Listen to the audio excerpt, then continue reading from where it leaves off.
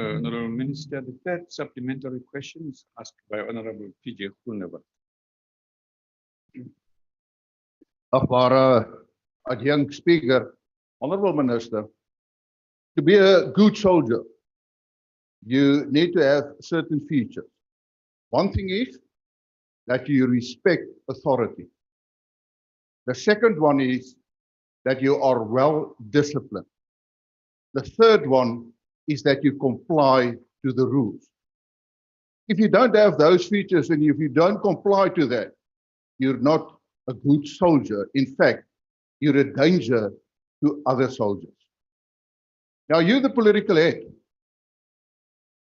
Honourable Minister, did you, and you just now referred to consequential management, how do you declare the fact that the General comes to the Portfolio Committee in Parliament and says, I'm not accountable to you, and I will not account to you?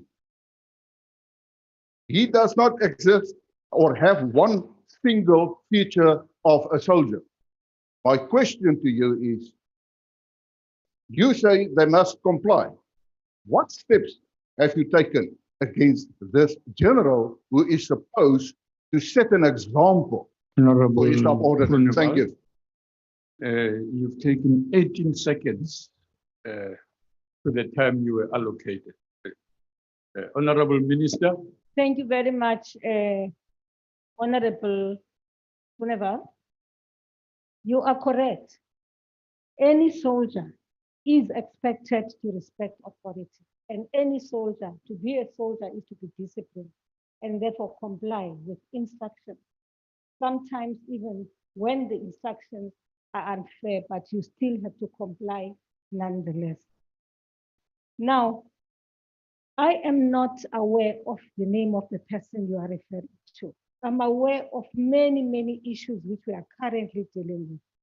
But if there's a soldier or an officer who appeared before the portfolio committee and said, I am not accountable to you, obviously there is a problem with that.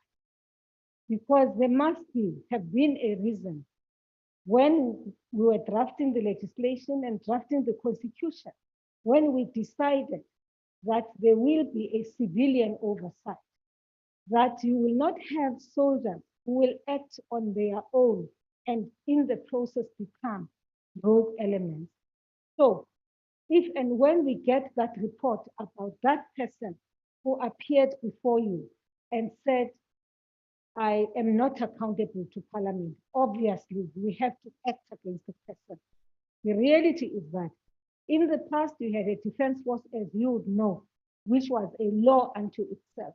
But now the reason why we have a secretariat and the reason why we have a civilian component and men and women in uniform, it is precisely to deal with those issues. And of course, above all, reason why we have this portfolio committee, it is precisely to ensure that members of Parliament, on behalf of South Africans, decide. So that matter is a matter I would want to be seized with. Thank you very much, Honourable Member, for drawing my attention to it. Thank you, Minister. The last in this section is the question asked by Honourable Trim. Thank you, Honourable Deputy Speaker. Honourable Minister, the Auditor General also raised concerns in his report of fraud and misconduct in the supply chain management, with the Portfolio Committee itself noting that half of these cases of fraud and misconduct with regards to supply chain management, half of these cases are not investigated, along with insufficiently investigated risk areas.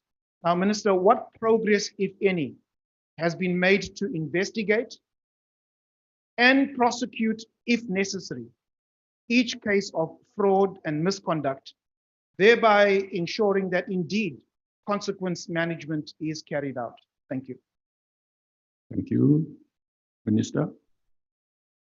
Remember, I do agree that consequence management needs to be enhanced within the Department of Defense, and I dare say in all government departments. Of course, you do find serial offenders who must be removed from their procurement positions. Another control which we have implemented is where there are transgressors. The procurement delegation, which has been given to the specific person, the specific officer, is then revoked, and the respective chiefs of services and divisions are held liable.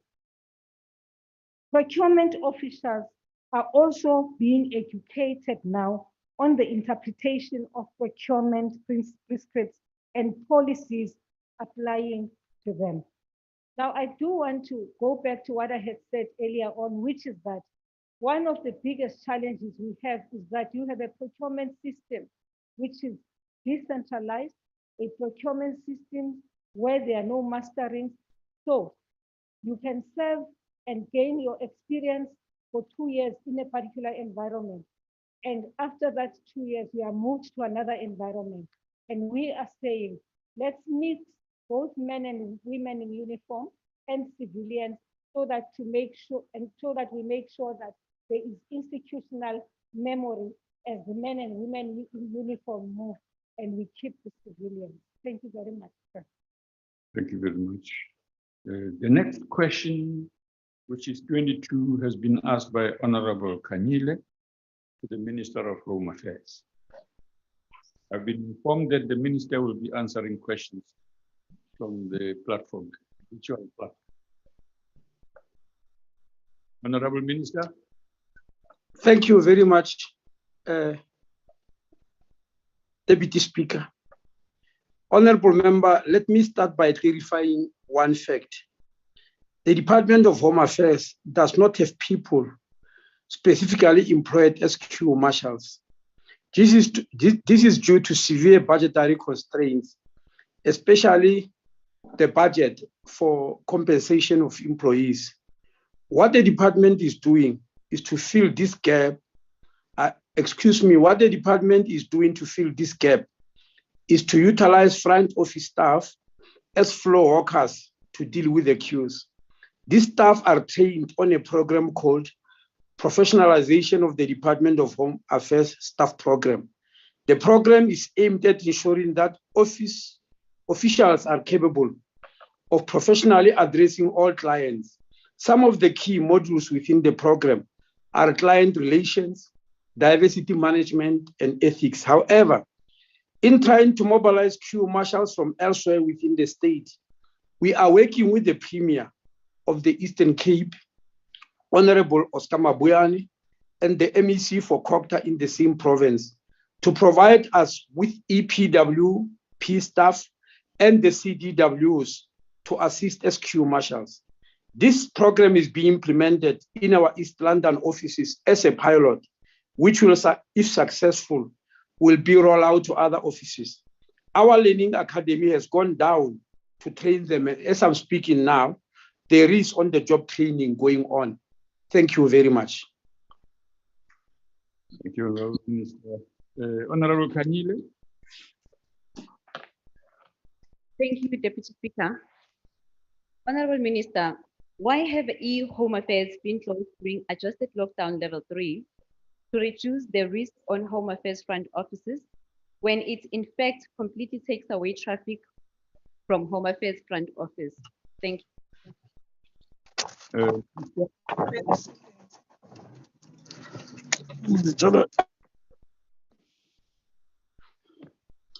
Chairperson, I just held a press conference at 13 hours this afternoon to announce that the issue of e-Home Affairs is going to start as from next week. It was stopped because of technical problems, and those have been fixed. Thank you very much. Thank you.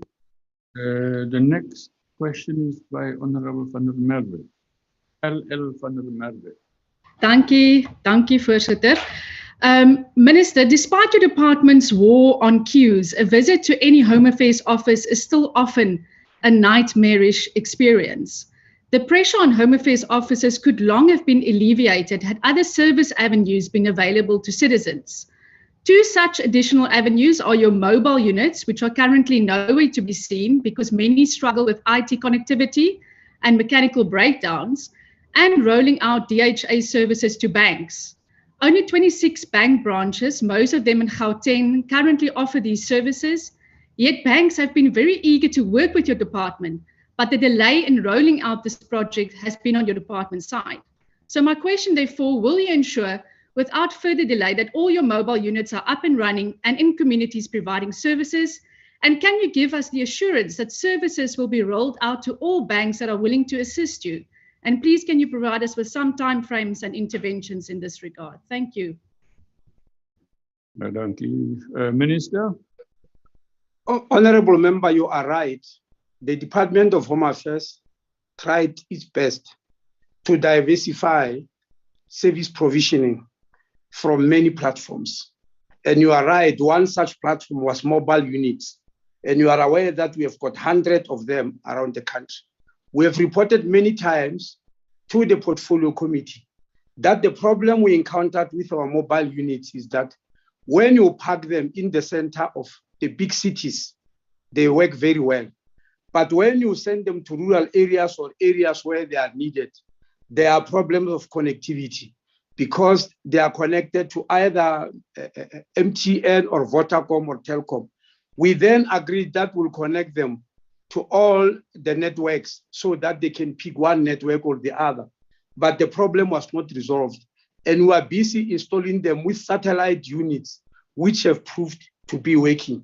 On the issue of banks, it is not true that the delay is on our side. The bank can only help us when it's ready. And you are aware that during the log level 5 from last year, the banks closed up these services. They've now agreed to reopen the service on Monday, the 8th. That is next week. Thank you very much. Thank you. The next question is by Honorable F. Mulder.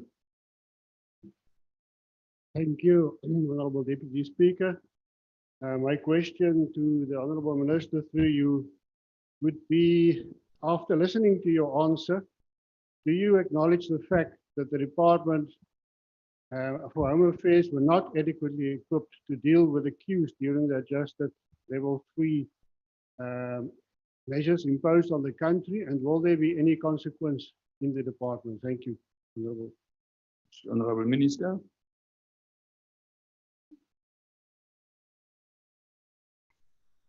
Honorable Deputy Speaker, the reason that we had to stop certain services last year and provide only a few services was precisely because the department was not coping with the number of people who were coming in. Because, as you know, when COVID-19 struck, we had to reduce staff. We did not have a full complement of staff. The second reason, it was difficult to keep the clients, especially when the queue is moving outside the fence of the Home Affairs promises, to keep people in the queues, to have them wear a mask and do social distancing was a very, very difficult task. We tried to send immigration officials and called in police to help, but when it did not work, we then decided to reduce the services.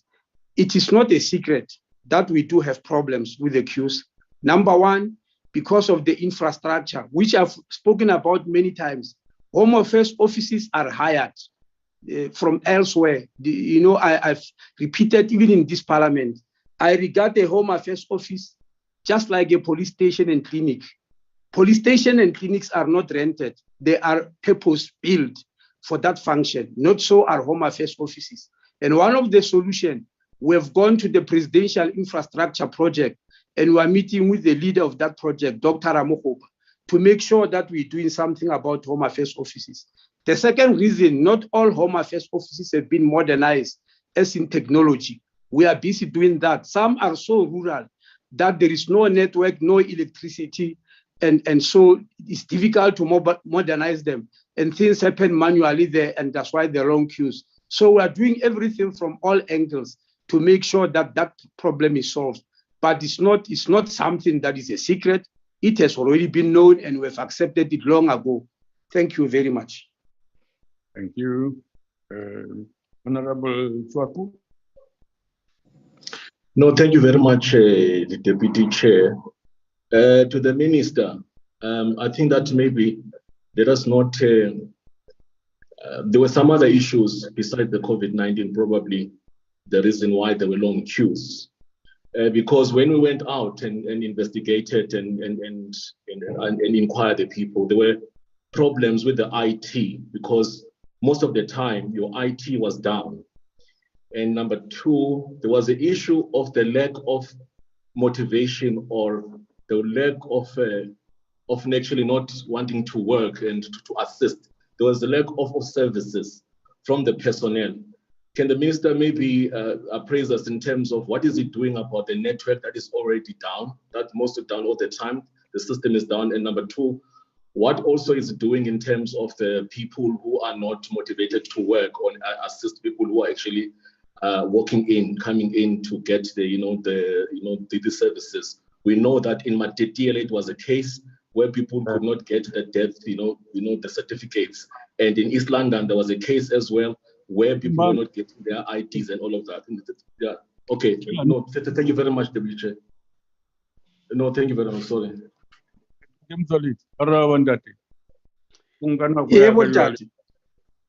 Honorable Chwaku, I thought I've spoken about IT.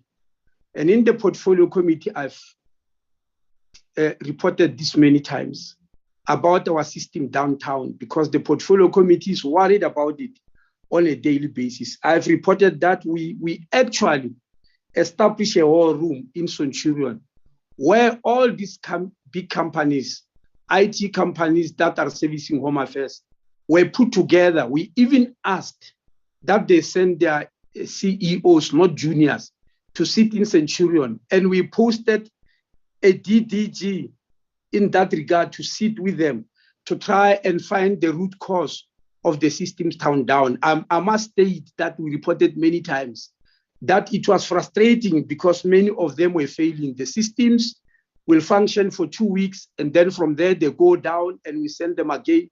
We are busy dealing with this problem. Secondly, we thought we needed a leader, somebody from the IT sector who is very, very well versed with IT systems at the technical level to be the head, the DDG for this.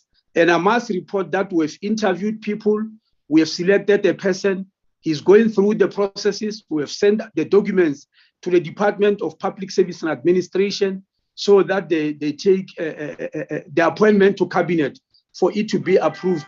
Then we believe most of our problems will be solved in that way. So it is true that the issue of IT was also responsible for the problems of queues, and we assist with that problem. Thank you very much. Thank you. The next question is number 14, which has been asked by Honorable M.Q. Ndlozi to the Minister of Justice and Correctional Services. Minister?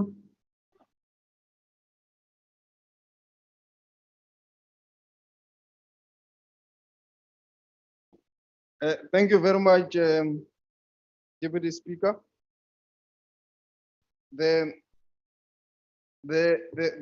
NPA has not yet decided to institute charges or not to institute charges. So therefore, there are no reasons that have been provided as asked by the honorable member.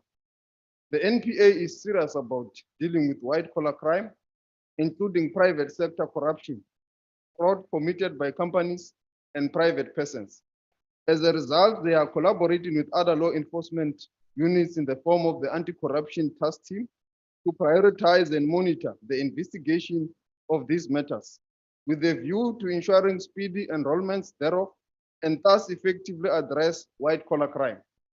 The NPA, as a result, is undergoing the process of resourcing the Special Commercial Crimes Unit tasked with guiding the investigation and prosecution of complex commercial crime cases, including private sector corruption and fraud.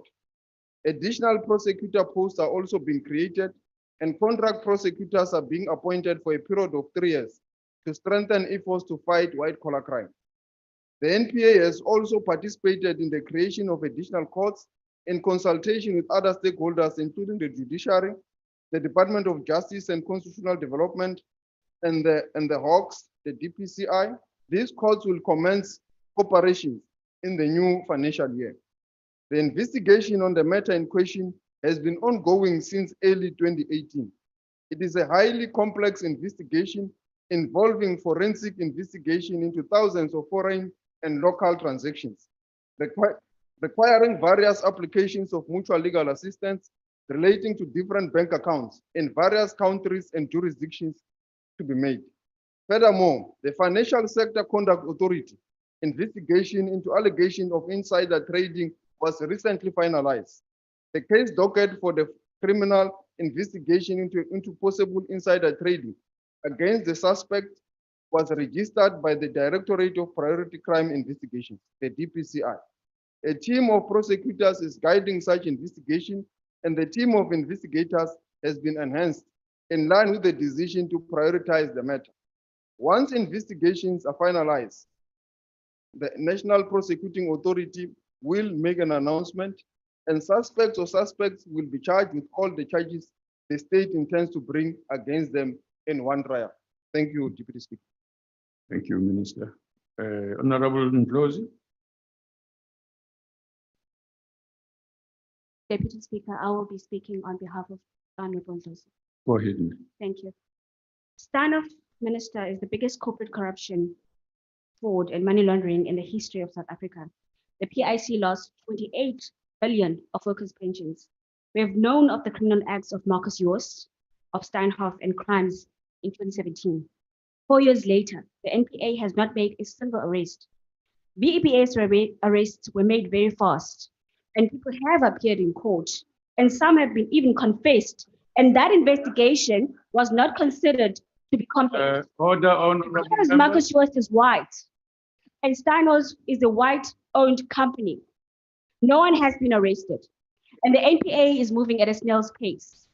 Is the NPA protecting white criminals and Marcus Joost and the people of Steinhoff? Thank you. Honorable Minister. Thank you, Deputy Speaker. The NPA is dealing with this matter without any fear, prejudice, or any favor to anyone. It is also dealing with it without looking at the color of the person who is involved, as per the mandate of the NPA. And they are prioritizing the matter, as I've said, that it is being handled in a manner that all matters go through. And with regards to the years, Deputy Speaker, these kind of investigations, they do take time. We must not come here and lie that these kind of investigations can be done within a day. Even any type of investigation, even the one that she's referring to, has taken many years to be completed, including the case of James Arthur Brown, which of the Fiducia Ranger scandal, that took about 6 years to be completed in terms of investigation. But at the end, justice was done. Even the Trifecta case took about 7 years to complete the investigation, but at the end, justice was done. Also in this matter, Deputy Speaker, justice is going to prevail. The people of this country need to be patient. Order, honorable members, listen to the minister speaking, please. Yeah, those kind of noise are the ones that are protecting white criminals, as she says. There is no one who's protecting white or black criminals. The NPA, the Hawks, are working together to ensure that investigation is done in a thorough manner, and that by the time they take decision, it is informed by the facts and is also informed by the law. It is not informed by the color or the orientation or political views of any individual. So that is what they are doing, Honorable Deputy Speaker. And with time, the National Prosecuting Authority and the Hawks are going to inform the nation what charges they are going to prefer and what is happening with the matter, which due process has been followed and in line with the Constitution and with the NPA Act. Thank you very much. Thank you. The second question will be asked by Honorable J.M. Tulang tanit jalaletsa rata. Wetsalang taluna batumpe. Alisa rata tumpo Honorable J.M. Mufugeng. Thank you, Deputy Speaker. Minister, what measures has the Department of Justice and Correctional Services taken in attempting to address fraud and corruption in the department? Thank you. Minister.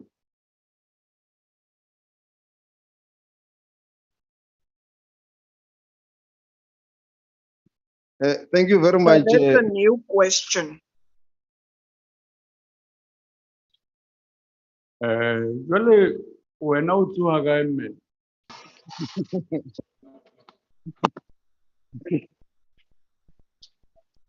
Go ahead, Minister. Thank you very much, Honorable Deputy Speaker. The department is dealing with matters that have been raised through the Auditor General and is attending to them in terms of the recommendations. And in that regard, the information has also been provided to the Portfolio Committee, where the department has provided a number of officials that have undergone processes of discipline, of a disciplinary process that are currently undergoing.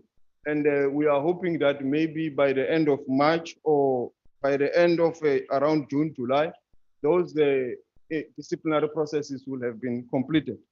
And that is also part of the overall strategy of the department to enhance ethical conduct and good leadership within the department. Thank you very much, Deputy Speaker.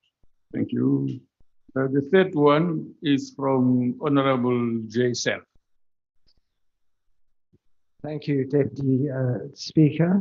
The National Prosecuting Authority has not only delayed prosecuting this individual, but has failed to prosecute all but a very few of the major fraud and corruption matters, including those that emerged from the Zondo Commission. The reason for this is because the budget increase for the NPA is far below inflation, meaning that in real terms, the NPA can do less and less every year. Yet the Minister and the President continue to announce their intention to combat corruption, as the Minister did today. How does the Minister suggest that this is done when he continues to starve the NPA from the funds necessary to do their job effectively? Honorable Minister.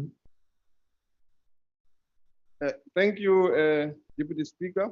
The fiscal and the financial challenges are well known in this country, and the Minister of Finance was here last week, who outlined those challenges. But within the justice family, we have been able to find ways to help the National Prosecuting Authority with the little resources that are available to ensure that within those resources, they still continue to perform their duties. Hence, they are able now, as I said, to hire those 3 prosecutors in terms of the specialized commercial crimes unit. And we are in the process of establishing 4 commercial crimes court in Limpopo and Guyana in this financial year, in Mpumalanga and Bombela, in the Northern Cape in Kimberley, in the Northwest in Mabat. So this is an addition to the arsenal of measures that we're putting in place to ensure that the backlog that is happening within the Special Commercial Crimes Court is decreased to enable the speedy resolution of some of these disputes or these criminal issues that are happening in those courts, but also to fast track the court roll as exacerbated by the COVID-19 situation, which is also well known to the honorable members here. So in this regard, the work of the NPA will not be hampered, particularly when we are going to ease the space for the courts to function with these 4 additional courts. It will fast track the court roll, but it will also enhance the efficiency in terms of the prosecutorial guided investigations that are undertaken by the Hawks, guided by the National Prosecuting Authority. Thank you, Deputy Speaker. Thank you very much. The next and last on this one is asked by Honorable S.N. Swartz. Steve Swartz. Thank you, Deputy Speaker. Deputy Speaker, Honourable Minister, arising from your responses, we share the deep concerns about the delays in the prosecution of private sector fraud, as well as the prosecution of matters arising from the Zondo Commission. We also welcome the amendment to the Zondo Commission regulations, which will enable the prosecuting authority to make use of that evidence in prosecution going forward. However, we are concerned about the lack of additional resources given by the Minister of Finances for the Zondo Commission, which indicates that those resources will have to be found by the department itself. Does the Honourable Minister see this as a further constraint, given that that evidence at the Zondo Commission can be used in prosecutions going forward? Thank you. Thank you, Honourable Minister. Yes, it is a further constraint, Honorable Deputy Speaker, but we are doing everything within our powers to ensure that the Commission finalizes its money, because it is now spent in the region of about 800 billion. We have to ensure that the mandate of the Commission is not frustrated by the work that we're doing ourselves, and we're in engagement with the National Treasury to ensure that the Commission does complete its work. There are indeed challenges with regards to the budget of the Commission, because we did not anticipate that it's going to handle issues or matters of this magnitude, which are going to be broadened and which are going to be complex. But when we are now here, we have to respond to the present challenges that the Commission is confronting. Hence, we're in discussion with the Secretary of the Commission, with the Director General of the Department of Justice, and also with the National Treasury, to find a solution that will enable the Commission to conclude this work. What we can assure the people of South Africa is that the Commission will conclude, and we will find resources to ensure that the Commission concludes its work. Thank you, Deputy Speaker. Thank you, Honourable Member. Question that comes next is 43, and is asked by Honourable B. Swartz to the Minister of International Relations. Thank you very much, Deputy Speaker. Deputy Speaker, the reply to the question is as follows. The Department of International Relations and Cooperation is not the lead department on the African Continental Free Trade Area Agreement. The Department of Trade, Industry and Competition is the custodian for trade matters and the lead department on the AFCFTA. The DTIC is the focal point of the negotiations and the focal point on implementation of all aspects of the African Continental Free Trade Area. Nonetheless, South Africa has continued to play a key role in AU infrastructure initiatives as the current AU champion of the Presidential Infrastructure Champions Initiative, which initiatives are primarily infrastructure related to economic support. The African Union Assembly of 2020, February last year, received a progress report from champions on a number of infrastructure projects. These reports indicated much progress is being made in developing infrastructure needed for economic growth and increased African trade.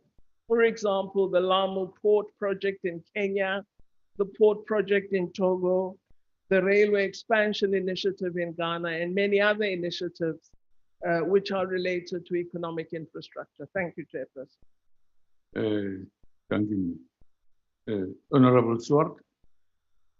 Thank you, Honourable Deputy Speaker. Minister, what has been the contribution of South Africa in the process of creating the African Continental Free Trade in unlocking industrial and infrastructure development in Africa? Thank you, Deputy Speaker. Minister, it's yours. It's not mine. Chairperson, as I've said, through the Department of Trade and Industry, South Africa continues to play a role in this area. For example, the current chair of the Ministers of Trade on the African continent is the South African Minister of Trade and Industry and Competition. And they've been working very hard on implementation with respect to defining rules of origin, the tariff structure for goods, as well as innovations in automatic payment systems, which are necessary once the tariffs have been agreed. They also are working on innovative trade agreements between countries so that select goods can be traded in order not to have duplication on the continent. And as chair of AMOT, African Ministers of Trade, South Africa has played a key role in ensuring that we do meet the goals that have been set by the African Union with respect to implementation of the African Free Trade Area Agreement. With respect to infrastructure, I've responded to the question. I'm pleased that South Africa does get significant infrastructure contracts through its SOEs and its construction companies from countries on the African continent. And we continue to be very competitive in that regard, not just in telecommunications, but in the roads, rail, and port infrastructure development on the continent as well. And we will continue to be competitive. Thank you very much, Jeff. Thank you very much. Thank you, Minister. The next question is from Honorable Tring. Thank you, Honorable Deputy Speaker. Honorable Minister, the President in this very House mentioned that if we increase our share of trade on the African continent, it will potentially equate to an incremental increase in our GDP. Understanding that this is the forte necessarily of the Trade and Industry Portfolio Committee or the Department of Trade and Industry, but how has your department leveraged the Africa Continental Free Trade Agreement to make the increased inter and intra-Africa trade share a reality for South Africans, whilst simultaneously promoting localization and beneficiation in South Africa? Thank you. Minister, tswela pele mme. Ke di wapere tsatsing lena la se sa hao. Ga ke tsore nka reng ka gore tiro e ke tiro ya Tona Patel. Mme ke tla leka go araba. We certainly do provide support to the Department of Trade, Industry and Competition through the missions of South Africa, which are deployed throughout the continent. So we are able to ensure that when countries develop their infrastructure and other initiatives, South Africa is a key partner in the implementation process. For example, the Honorable Thring might be aware that just 2 days ago, Nigeria announced a very significant package of infrastructure initiatives related to trade, to which they're inviting various companies and countries to bid. We have alerted companies in South Africa to this opportunity because we believe we have a repository of skills and experience in the country which could take advantage of those opportunities and contribute to developing infrastructure and, in fact, manufacturing capacity on the African continent so that increasingly countries produce goods that can be traded. So the President is absolutely correct that if we use this opportunity strategically and ensure that there is a development as well as an economic growth benefit in our association with countries on the continent, South Africa stands to do very well as the country with the most production infrastructure, as well as most developed in terms of refined manufacturing capacity. Thank you. Honorable Flengwa, you are next. Thank you, Deputy Speaker. I will take the question on behalf of Mr. Flengwa. Chair, due to the COVID-19 pandemic and the various lockdowns that have taken place in different parts of the continent, what have been the key challenges in the smooth running of the African Continental Free Trade Agreement over the past few months? Thank you, Chair. Honorable Minister. Thank you very much, Deputy Speaker, and I believe that's the Honorable Numalo, if I'm not wrong. The challenge really, Deputy Speaker, centered around our ambition, which was that we would begin implementation of the AFCFTA from July 1, 2020. Unfortunately, due to the COVID-19 pandemic and the fact that the pause and restrictions that were introduced as a result of the pandemic led to many parliaments ceasing to function, not enough countries had ratified for us to be able to launch and begin implementation. We therefore pushed the date 6 months ahead into January of this year. And in December, we had sufficient numbers ratified. We had defined the tariff regime for 83% of the goods.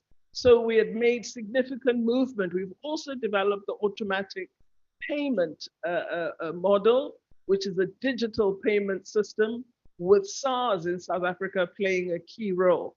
So much progress has been recorded, but I think the defining of the actual achievements is something Minister Patel should do, because I should not steal his thunder. This is work that Minister Patel has been leading, but we are pleased that indeed we have begun trade on that 83% of agreed tariff goods, and that our countries are moving with the areas that I have referred to. So Africa is on the march, and while it will take time to have all the appropriate regulatory frameworks in place, we do record that we have begun implementation from January 1 this year. Thank you. Thank you, Minister. Honorable Msan, I skipped you when I shouldn't have. Also, blessed birthday to our Commander-in-Chief. Minister, Africa has about 60% of the world's arable land. We are the largest producers of platinum, gold, and diamonds. We have a vast reserve of oil. All these resources are extracted from the continent to be exported as raw materials to the Western world. We have not used advanced technologies to make our agriculture globally dominant. What measures are put in place to make sure that the African Continental Free Area translate into massive industrial and manufacturing development in the continent and not become a dumping site? And how will that be enhanced if there is still no transportation system that connects our African countries? Thank you. Minister, please proceed. We will discuss this direction of questions. Yeah, thank you very much. Thank you very much. Honorable Hill Lewis is harassed as onaanvaarbaar. No, you don't have to. You have no obligation to do that. Be orderly.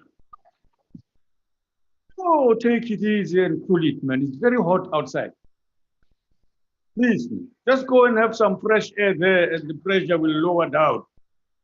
Minister, please take over and speak. I thought the Honorable Deputy Speaker, on a point of order.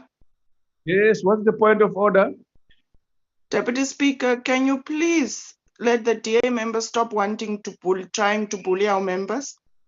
They keep on interrupting them and bullying them, and we're going to start laying a complaint. This is now uncalled for. They have started that since yesterday. We can do the same. Look, we are not scared of them, but they must now stop it. Honorable Ntangweni, thank you very much. Go ahead on. No, please. No. I thought Honorable Hill Lewis was giving me some responses that he was suggesting. I wasn't sure. Yeah, no, he hasn't, unfortunately. Right. No, that's a relief. Chairperson, let me thank the Honorable Msane for her question. I think that the Honorable Msane is well aware that the reason for developing an instrument such as the AFCFTA is to address the very concerns that she has referred to.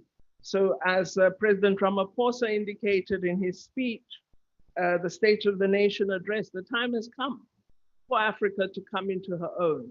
We must manufacture on the continent.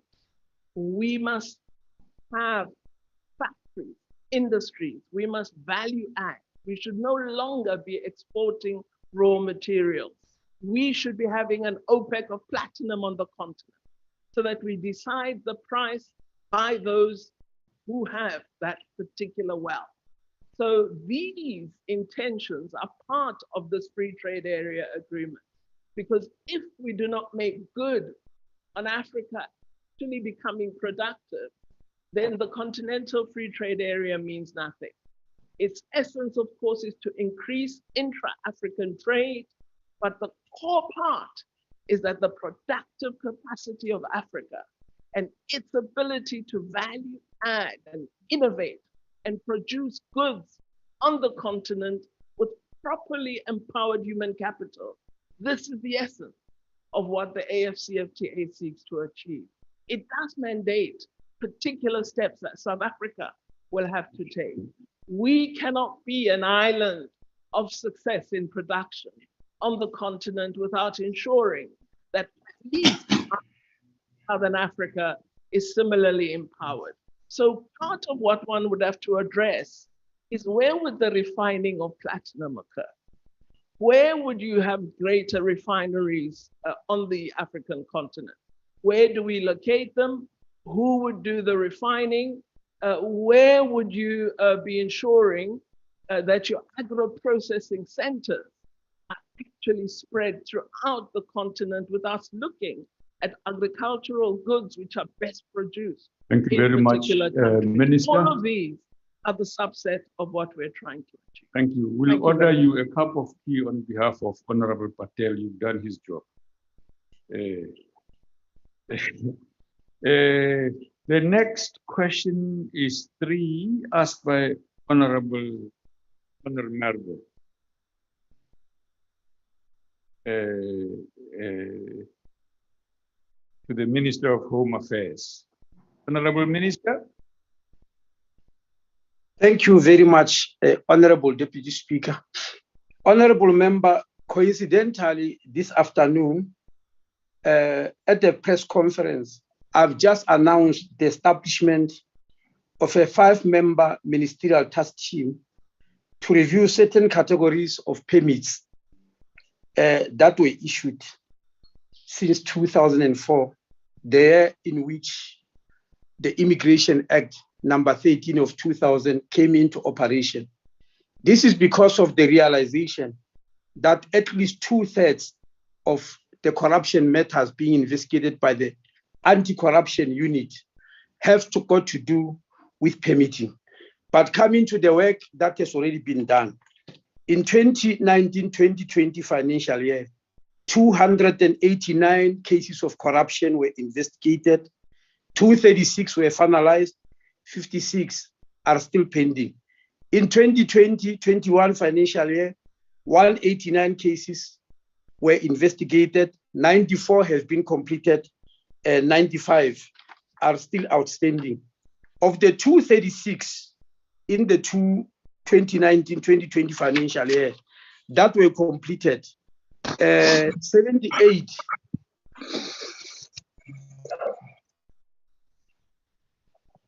78 were closed because of lack of evidence. 83 were sent to the employee engagement for disciplinary action, out of which 22 officials were dismissed. 30 cases were referred to the immigration branch, and 5 cases were referred to legal services for further action and litigation in favor of the department. 4 cases were referred to the Hawks for criminal persecution, and 27 cases were referred to the civic services for corrective action and implementation. Now, for the 2020-21 financial year, out of the 94 cases completed, 42 were closed because of lack of evidence, 32 were referred to employees' engagement for disciplinary action, out of which 15 officials were dismissed, 8 cases were referred to immigration, 3 cases were sent to the Hawks for criminal prosecution. As I said, 95 cases are still pending for that financial year. Thank you very much. Thank you, Minister.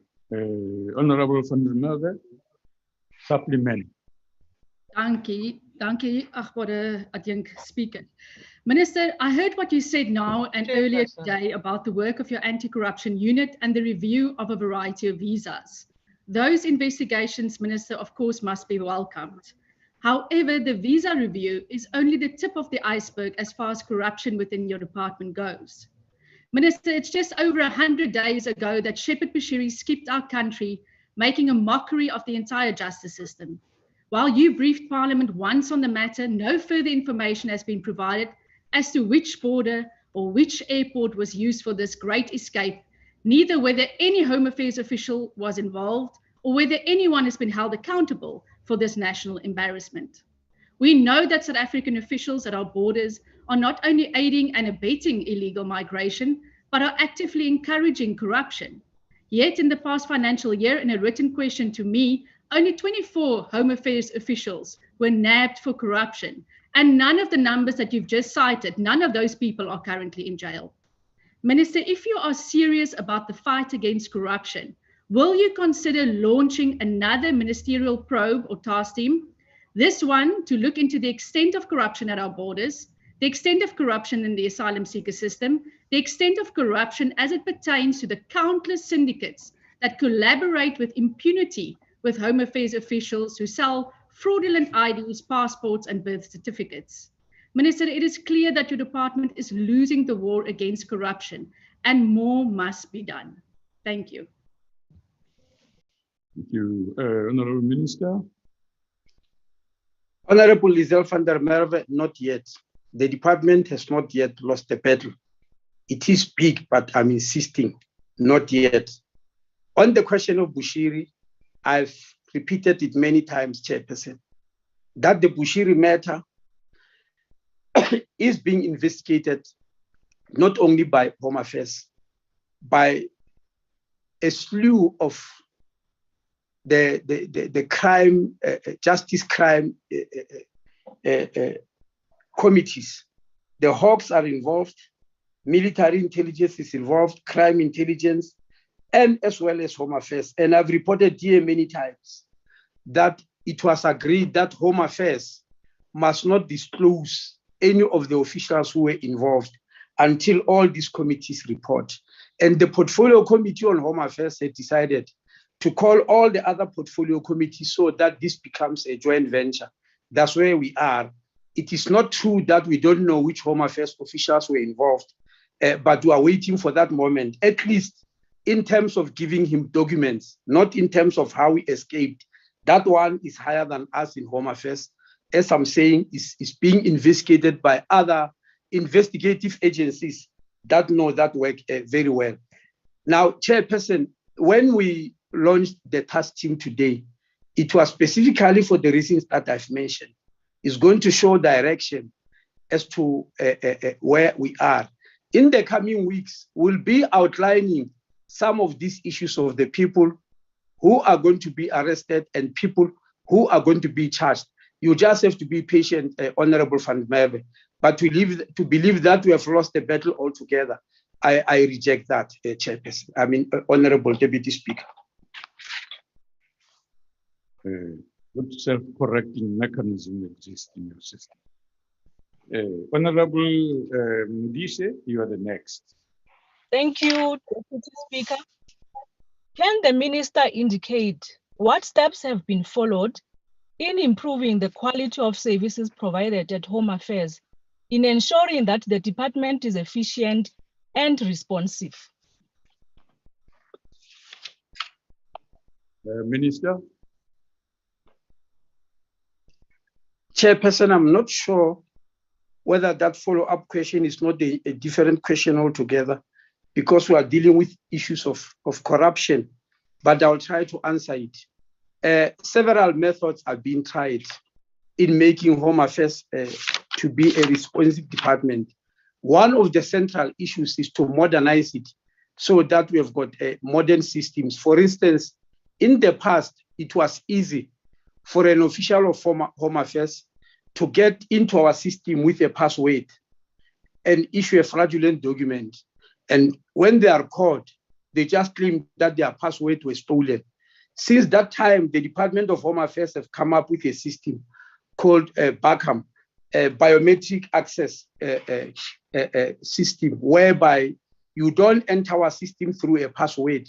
You have got to use your fingerprint so that any document that is issued we will know through the fingerprint who actually went in to issue that document. So since that time, some of the instances of corruption are of course decreasing. So as we go on using more and more technology, some of these instances will decrease. You are also aware that Home Affairs is now moving away from HANIS, the Home Affairs National Information System, which stores your biometrics for IDs, passports, etc.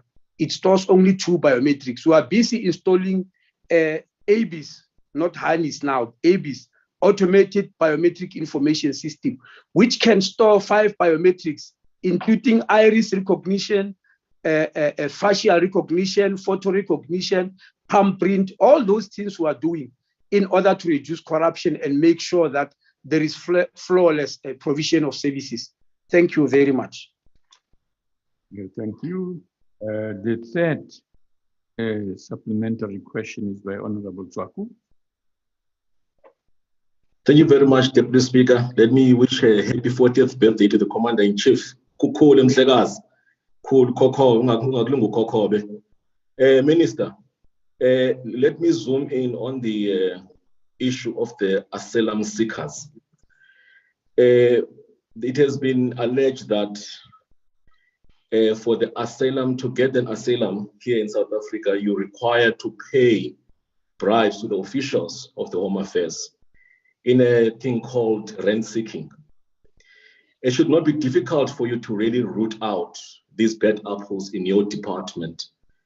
And all the measures that you have put in place, it looks as if somehow they're not working. Because this corruption, it actually continues in your department. I hope that you have not given up on the fight for the corruption in that department. Are you going to maybe sort of look at a way that you can establish a system or a unit that will be dealing with the corruption that is related to the asylum, seeking, because it's very important, because when the people are coming from African countries running or coming to South Africa, they need that permit.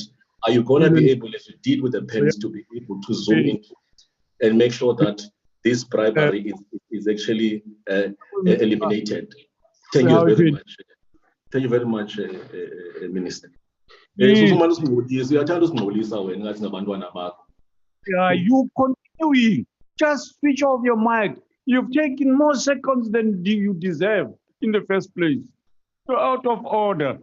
Honorable Hill Willis, I don't need your help, please. Just keep to your lane. You are better off and safer there, including from COVID. Honorable Kanyile, you are next. Honorable Speaker, I haven't answered this last question. Sorry. No, it's Honorable Hill Lewis who's responsible for this disruption in the House. Go ahead, Honorable. Deputy.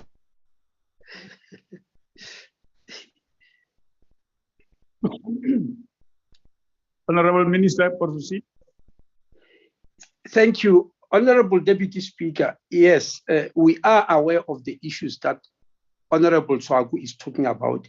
We deal with them every day. The immigration unit in the department is dealing with these matters on a daily basis, working together with the anti-corruption unit. These cases I've mentioned, 289 cases in the 2019-18 financial year, 2020-21 financial year. All these cases is the work of these units, the immigration and the anti-corruption. When we eventually fired one of our deployees to our mission in Namibia, who was selling permits and visas to Pakistani, Bangladeshi citizens, it was because of the work of these units that she was eventually caught and fired. So we are battling every day this issue. We have not given up, and definitely we will definitely win the battle. And I've just mentioned here that the more we modernize our system, the more technology comes into being, like what I've just mentioned about ABIS, the more difficult is it for people to do this corruption. Thank you very much. Thank you, Minister. Let me give Honorable Kanyile and then ask, is it Honorable Ntombela? Yeah, Honorable Ntombela. I'm handing over to you now. Honorable Kanyile, proceed. Thank you, Deputy Speaker. Honorable Minister, the Home Affairs Portfolio Committee was alerted by a whistleblower that on the 25th of December 2020, your department allegedly printed out about 1,500 corporate visas to the employees of Buleng Mining Solutions, a new service provider at Royal Bafokeng, fraudulently. On the 26th of January 2021, the Portfolio Committee took a resolution to withdraw the permits in question pending the outcome of the investigation. Now, Minister, in your commitment to fight corruption within your department, are you going to ensure that the permits remain withdrawn pending the outcome of the investigation? Thank you.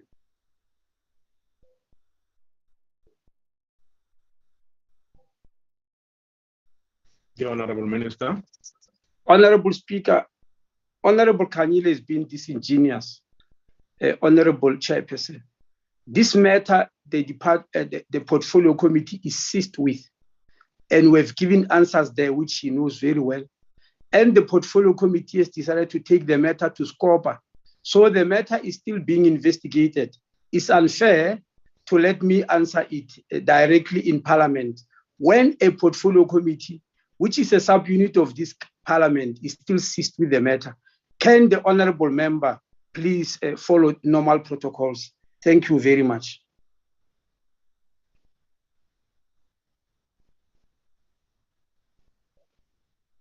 Thank you, Honorable Minister. To question number 5, to the Minister of Police.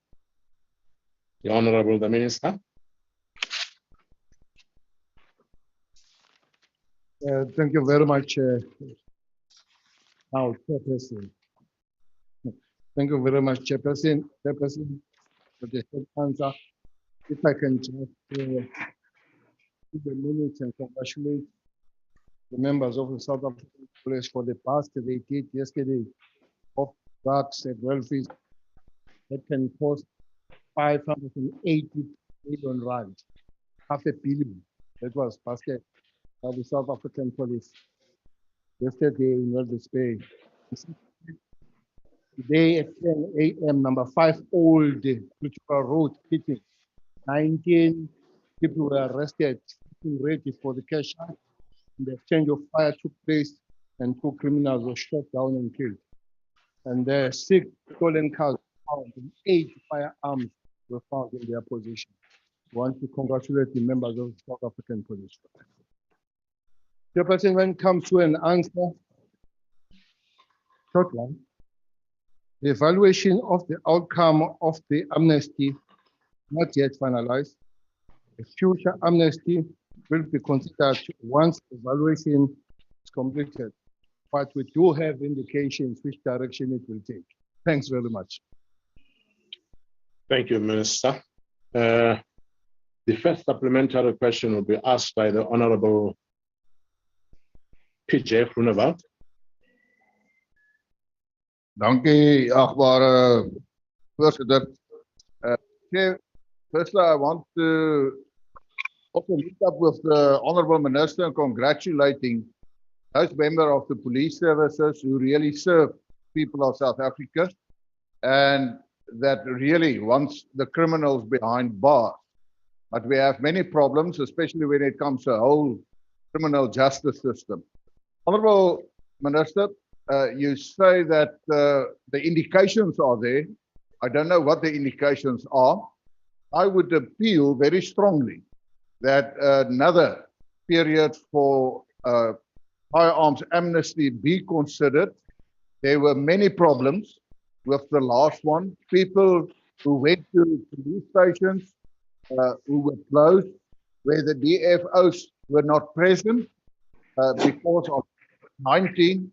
And I think the people understand, they know criminals won't hand in their firearms, but it is an opportunity to renew, or not renew, to reapply for a new license when their firearms licenses had expired. So may I then ask the Honourable Minister, he can be very short, are the indications positive or negative? Thank you, Honorable Member. Honorable Minister, you take the platform. You know, can I keep my mask?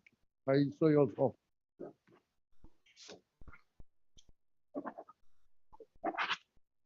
Thank the Chairperson. We have assessed, and we had two roads offered the previous year, 2019, 2020, 2020, 2021.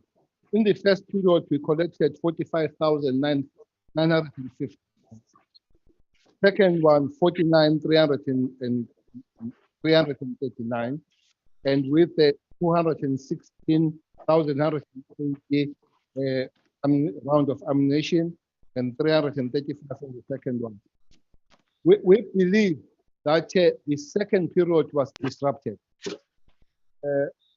Many people, many South Africans, they've made the request for the extension, and we believe that it would have been more collected, more paperwork done. As we speak, we still have a lot of paperwork that we're going for. So, as we're talking with the management and ourselves, going to come to Parliament, looks like it would be fair to request an extension on this one. Having not said that it will be extended, but it will be fair to request a further extension. Thanks. Thank you, Minister. The second supplementary question will be asked by the Honorable Faku. Thank you, Honorable Chair. My question to the Minister is, can the Minister indicate when the evaluation will be completed and what is the criteria for the evaluation? Can the Minister also indicate under what circumstances or outcome will the Minister not consider another amnesty? Thanks, Chair. Thank you very much, Honorable Member. Honorable Minister, can you respond? Thanks very much, Chairperson. Speaking to the management today about the time frame of finalizing the assessment, we found that it could be a week or less. The criteria is also checking at the number of the people that have made the request, which is quite a high number of those people that they want to surrender and those that they want to reapply. And we have found that because of the high disruption, especially on the second period when we went back to level 3, besides there were many South African Police Service members themselves that were infected, 27,000 of them, and in most of the time they would not be at the police station, they would not be there to process the situation. On that score, we have found it fair from ourselves to say, let's go and get the extra request from the Parliament. But the actual outcome of going forward will come when we have requested it from the Parliament. Thank you very much. Thank you, Honorable Minister. The third supplementary question will be asked by the OS, by Honorable OS Terblans. Chairperson, thank you. Minister, the South African Police Service experienced serious capacity problems during the previous 2 amnesty period. And I think it's fair to accept that they will be busy with that for a very long time still. How will the Minister resolve these capacity constraints to ensure that the SAPs will be able to deal with such a further amnesty period if approved? Thank you, sir. Well done. Honorable Minister. Well, Chairperson, one would concede. Unfortunately, one capacity problem is what we could not do anything about. As I've said, that there are 27,000 members of the South African Police Service that were infected by the pandemic. And we have lost 580 of them in the process going forward. So I'll be really presumptuous if I say we'll be more efficient this time. And you must remember, that we did not have a new fleet. Last year, we're supposed to have trained 7,000 new recruits. We trained 0 because of the COVID. But even those people that were supposed to train to enhance and enforce the capacity on the registrar were not. So we will try to do better with the training, hoping that the COVID and the pandemic will be less and allow us to keep everybody at the station at any given time. But to say that we'll reach our full capacity will be really presumptuous. Thanks. Thank you very much, Honourable Minister. The last supplementary question will be asked by the Honourable Majosi. That Majosi. Thank you, Honourable Chairperson. Honourable Minister, is the department planning to rectify the chaos that was created by the failure of fully implementing the digital enhanced firearm register system? That would mean manual data capturing would be eradicated and a quicker way of tracing gun ownership could be established. Further, what was the outcome of the investigation into the cancelled Waymark contract that was entered into establish the digital system? Thank you, Chair. Thank you, Honourable Member. Honourable Minister.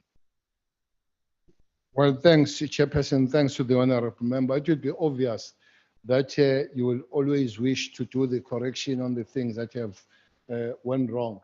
I think the last issue that she raises is a contract of the FDA where you're supposed to move to digital for the registration of our firearms.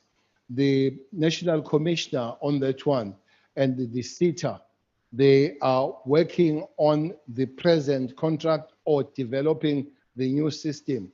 I hope that it will take a short time. One did ask how long it will take to create the new system. We were told that it could be between 2 and 3 months, and then the system will be up and running. Thanks, Chair. Thank you very much, Honourable Minister. We now go to question number 42, which has been asked by the Honourable Khase to the Minister of Home Affairs. The Honourable the Minister.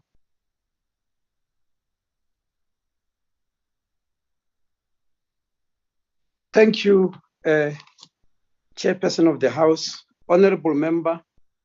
In my previous reply to a similar question that was asked by Honourable Member of Parliament, Honourable Musa Shabani, on the 11th of August 2020, I indicated that Cabinet approved the white paper on the repositioning of the Department of Home Affairs in December 2019. The repositioning program consists of 6 priority areas which will guide the prioritization of programs and projects for implementation. The 6 priority areas for repositioning program are as follows. Number 1 is policy and legislation. Number 2 is service delivery, operations and organizational models. Number 3 is modernization program, moving from HANIS to ABIS, which I've already mentioned, and also integrating all our databases into one database, the NIS or National Information System. Then number 4 is the capable and developmental department. Number 5 is revenue generation, and number 6, service delivery channels and purpose-built office infrastructure, which I've referred to earlier, by the way. The critical phase in the development of an anchor legislation is the development rather of an anchor legislation. That is for that reason in 2019-2020 financial year, the department undertook the process of drafting a new empowering framing legislation, the Home Affairs Framework Act. The legislation will enable the department to perform security or law enforcement related functions, as is the case with other departments that operate within the security space. It will also provide for the appointment of Department of Home Affairs employees who perform security related functions and certain immigration and citizenship functions as essential service workers. It is envisaged that the bill will be submitted to the Cabinet by the 31st of March this year to request approval for public consultation. Accordingly, the 2021-22 APP indicates that the bill will be submitted to Cabinet for approval by March 2022 to request its tabling in Parliament. Thank you very much. Thank you very much, Honorable Minister. Honorable Lekhwase, your good self Thank you. again. Thank you very much, Chair. Honorable Minister, looking at the 6 priorities, what are the implications of the turnover strategy at Home Affairs in trying to reposition the department and ensure it is able to address the current demands? Thank you, Honorable Member. Honorable Minister. Yes, Honorable Member, if you look at the 6th program, they are actually aligned to do exactly to deal with the question that you are actually asking. Firstly, starting with legislation and policy. Secondly, service delivery and operating and organizational model. Then the modernization of the department. As I've said, and this is, I'm repeating for the 3rd time, that we are now moving away from the Home Affairs National Information System with only 2 biometrics to a system that will provide 5 biometrics, so that security is tied. The issue of the NIS, we are moving on it because at the moment, Home Affairs has got 3 databases. The first database, National Population Register, registers only people who are South Africans, who have got South African citizenship and permanent residence.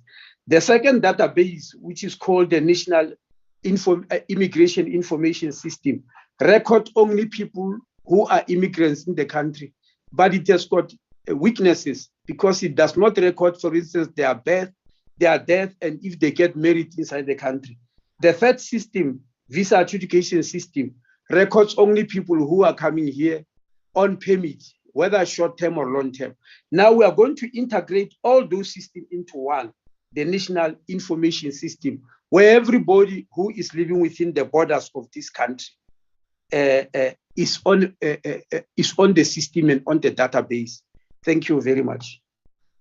Thank you, Honorable Minister. The second supplementary question is asked by the Honorable A.C. Ruas. Thank you, Chairperson. Minister, on the issue of training, millions were spent on Batupele training that was supposed to train Home Affairs officials to treat citizens with dignity and respect and provide a better service. Now, let's be honest, this training has clearly failed. What customer satisfaction measures will the Minister put in place to ensure that money spent on Home Affairs Training Academy results in its intended outcomes, better service to our citizens? Thank you, Honorable Russ. Honorable Minister. Chairperson, training of people in terms of professionalization, attitude, and ethics is ongoing. It never comes to an end. Included in the bill I've just mentioned is the establishment of Home Affairs College, which will provide a Home Affairs specific curriculum on the mandatory functions of the department. The business case for the establishment of the college has been developed and is currently being discussed with critical stakeholders within government. Thank you very much. Thank you, Honorable Minister. The third supplementary question will be asked by the Honorable Van der Merwe. Thank you very much, Chair. Thank you so much. Thank you. Minister, there have been talks of modernizing the IT systems of your department for more than a decade. Yet the department unfortunately still struggles with the very basics, like keeping its systems online. Many offices are without internet for days on end. So my question, therefore, if your department is so serious about modernization, why is it not invested in ensuring that citizens can apply for Home Affairs services online or book an appointment telephonically? Or why is it that you still can't team up with other departments like social development to allow for a SASSA grant and a smart ID application to be done at the same time? Why have these basics, which would modernize the department in leaps and bounds, not been rolled out to date? Thank you. Thank you, Honorable Member. The Honorable Minister. Honorable Chairperson, it's a pity that I must keep on reporting. These issues I've mentioned here about modernization is exactly to deal with that. We are linked with SASSA and the Department of Social Development, but we like a system where the link is automatic, and that's why we are doing all this modernization that I'm talking about. So I'm sorry, Chairperson, I'm not sure whether I've not been answering the questions correctly. I've actually mentioned the issue of the Home Affairs Framework Act, the Modernization Act, the immigrating from one system to the other. And Honorable Member Lizelle van der Merwe knows very well that a service provider has actually been appointed to do this work. And there were several mishaps, and forensic investigation was carrying on, and it is available. I'm now waiting to put it up to the Home Affairs Portfolio Committee, for which is a member, so that we move forward in these processes. It was a pity that the processes were delayed by that corruption within the service provider system, and we have now taken steps to remedy that. Thank you very much. Thank you, Honorable Minister. The last supplementary question will be asked by the Honorable Sheikh Imam. Thank you very much, House Chair, and thank you, Minister, for your responses. Minister, let us be honest that you inherited a department that was already in crisis. There's no doubt about it. And I'm quite confident that you are putting measures in place to rectify and correct this. Now, while this is unfolding, Minister, do you think it would be possible for you to make available for us public representatives who are the eyes and ears of the people on the ground, well, of course, some of us are, that can contact directly those in your department dealing with visas, permanent residence, work permits and things, so that we could facilitate it while you are trying to get the department in order and professionalizing it and modernizing it in the meantime? And also, I know you alluded, Minister, the last time that you were willing to meet me, and COVID-19 has disturbed that. I'm still looking forward to that meeting. Thank you. Thank you, Honorable Sheikh. If you don't mind, Honorable Sheikh, we can meet via this virtual platform, but I am available now. We are at Lock Level 1. I'm sure you can visit the offices. It's very important to meet honorable members who are our eyes and ears on the ground. Honorable member, I did issue a list, and unfortunately, I don't have it today, but members of the portfolio committee has got it, on who to conduct when you do a follow-up about various matters in the department. We even issued the numbers of those people and their emails, that for civic matters, if you have got a problem of ID, you contact this and so. If you have got a problem of corrections, you conduct so and so. So that list is available. I'll be able to send to you, Honorable Sheikh Imam, but my doors are open. We can either meet through this platform or you visit the department. Thank you very much. Thank you, sir. Thank you very much, Honorable Minister. Honorable D. Collar has posed a question to the Minister of State Security. Honorable the Minister. Honorable Chairperson, for this question, I have asked that the question stand down and it be taken to the Joint Standing Committee on Intelligence.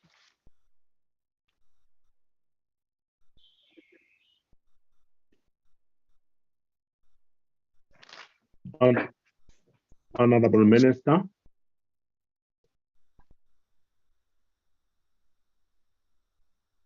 I really missed you because it was, but I'm okay. Thank you. Go ahead. I am saying, Honorable Chairperson, I have asked that the question stand down and that it be taken to the Joint Standing Committee on Intelligence. Because if you read the question as it is, it deals with operational matters that I cannot be able to ventilate in an open platform. Order, Chair. Thank you very much, Honorable Minister. There's a point of order. What is the point of order? Yes, Honorable Chairperson, whilst the minister was answering, Honorable Lewis is standing and is not supposed to do that, and he knows. Please sit down, Honorable. Thank you. No. Thank you, Honorable Coops. I will take care of that. Honorable Lewis, what has gone wrong, sir? Are you okay? Honorable Hill Lewis, can you take your seat, please? He is just not. I'm rising on a point of order, Chairman.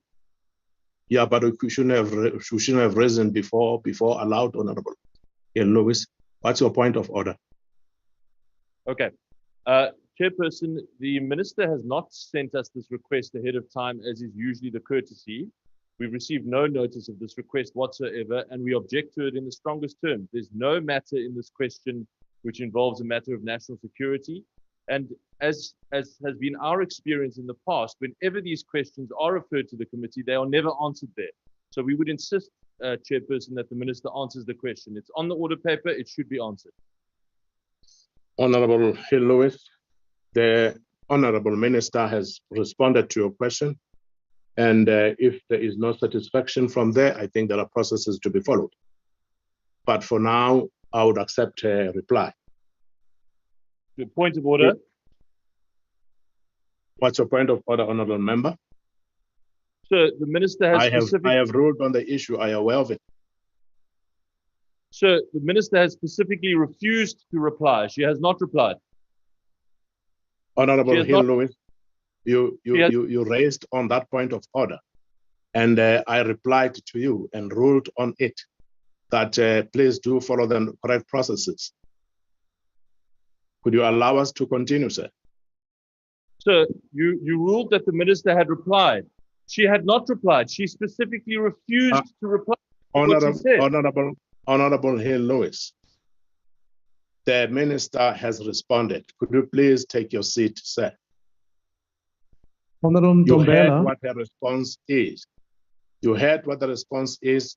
I have ruled on that issue to say, fine, the minute you have heard that her reply. If you are not happy with that, you know what rules to follow. That's what I said. That was And not I stand by that. Can we not converse on it? Can we not interact the way we do, Honorable Hill Lewis? On a point of order, sir. Honorable Hill Lewis, could you please take your seat, sir? I would like to make a final point of order. Is it different from what you did before? Yes, it is. Chair, why don't you call bouncers? I'm not going Chairperson. to allow this, Honorable. I'm not, Honorable Member, just hold it. Honorable Hill Lewis, I'm not going to allow this. It is a different point, sir. No, I cannot. We can't do that. You must Honorable. sit down. You've Please. been ordered by the speaker. Sit down. He's out bouncers. And what are those bouncers for? Those bouncers are meant for who? Call bouncers to take that member out there. Yeah, Honorable my Khalid, speaker, I will sit take down. it. Bouncers are Honorable for the Khalid, EFF. Please. Yeah, let him sit down. Please, honorable members, Honorable Hill Lewis, I'm sure you have understood now. I'm going ahead. I understand, Chairperson. I would Thank you, like madam. ruling be referred to. He's still standing. Sit down. Chairperson, call bouncers to take that member out there. And what does the bouncers call for Chair, there? Point of And the order. bouncers for who? Point of order. Yeah. Members are opening their mics and speaking in violation of the rules. Yeah. Honorable members, we cannot go But on now like this. Please be it's in out order. of We can't allow order. It's out of order. We're helping the chairperson. IT, Place him out of the IT, chamber, can please. you We want please to continue the leave business of those the people parliament. that are making noise unnecessarily? Can you take them out of the platform? Thank IT, could you please take these people that are unruly out of the Yeah, platform? because Please. we are black, you are removing us from the platform. We failed to remove honorable. Remove that member, Nee, please. honorable members, julle is onbeskof. Baie onbeskof. Chairperson Tolle. Wow. The first supplementary question, I think, was going to refer to the same question that the Honorable Minister has answered. I am Honorable Pollard. Would you like to do it? Chairperson, may I? Would you like to ask a supplementary question, although the answer has been given? Honorable Lewis, could you please sit down? I would just like to address you. I think I have. Honorable Lewis, I am going to ask the Sergeant at Arms out.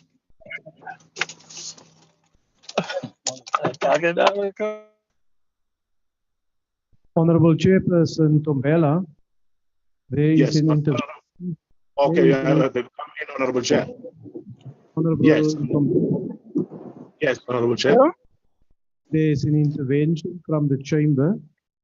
The Deputy Chief Whip of the Majority Party has been Oh, I've lost contact. Okay, continue, Chair of Chairs. Now, I said the Deputy Chief Whip of the Majority Party have asked to be recognized. May you recognize her, please? Yes, yes, I do. Honorable Deputy Chief Whip. Thank you, Honorable House Chairperson. I stand on a point of procedure. Honorable House Chairperson, Honorable Hill Lewis is a whip in the DA, and he knows his role as the whip, which is to maintain the decorum of the House. And he also knows the processes to be followed if he's not satisfied with anything. He also serves in the subcommittee on rules. We refer these kind of matters to the rules committee, which will be dealt with in that forum. So can we request that he allows the House to proceed with the business of today and he do the right thing, which is to write the relevant structure which will deal with his unsatisfaction. Thank you. Let's not allow him, Honorable Chair, with due respect, to delay the process, the proceedings of this House. Thank you. A point of order. Honorable House Chairperson Tombela. I can hear you, Honorable Chair of Chairs. Yes. There is a point of order on the matter that has been raised by the Deputy Chief Whip. Will you consider that point of order from the Honorable Hill Lewis so that we can resolve this matter? I have given Honorable Hill Lewis ample time that has gone well beyond the limits. We cannot allow a conversation between ourselves as presiding officer and Mr. Hill Lewis. And Mr. Hill Lewis knows about that. So I would request Mr. Hill Lewis to either take a seat, or I'll request the Sergeant at Arms to take him out of the House because he is disturbing the decorum of the House. Absolute disgrace. You may proceed, Honorable House Chairperson, if that is Thank your you very ruling. much. The second supplementary question will be asked by the Honorable Dikhale. It's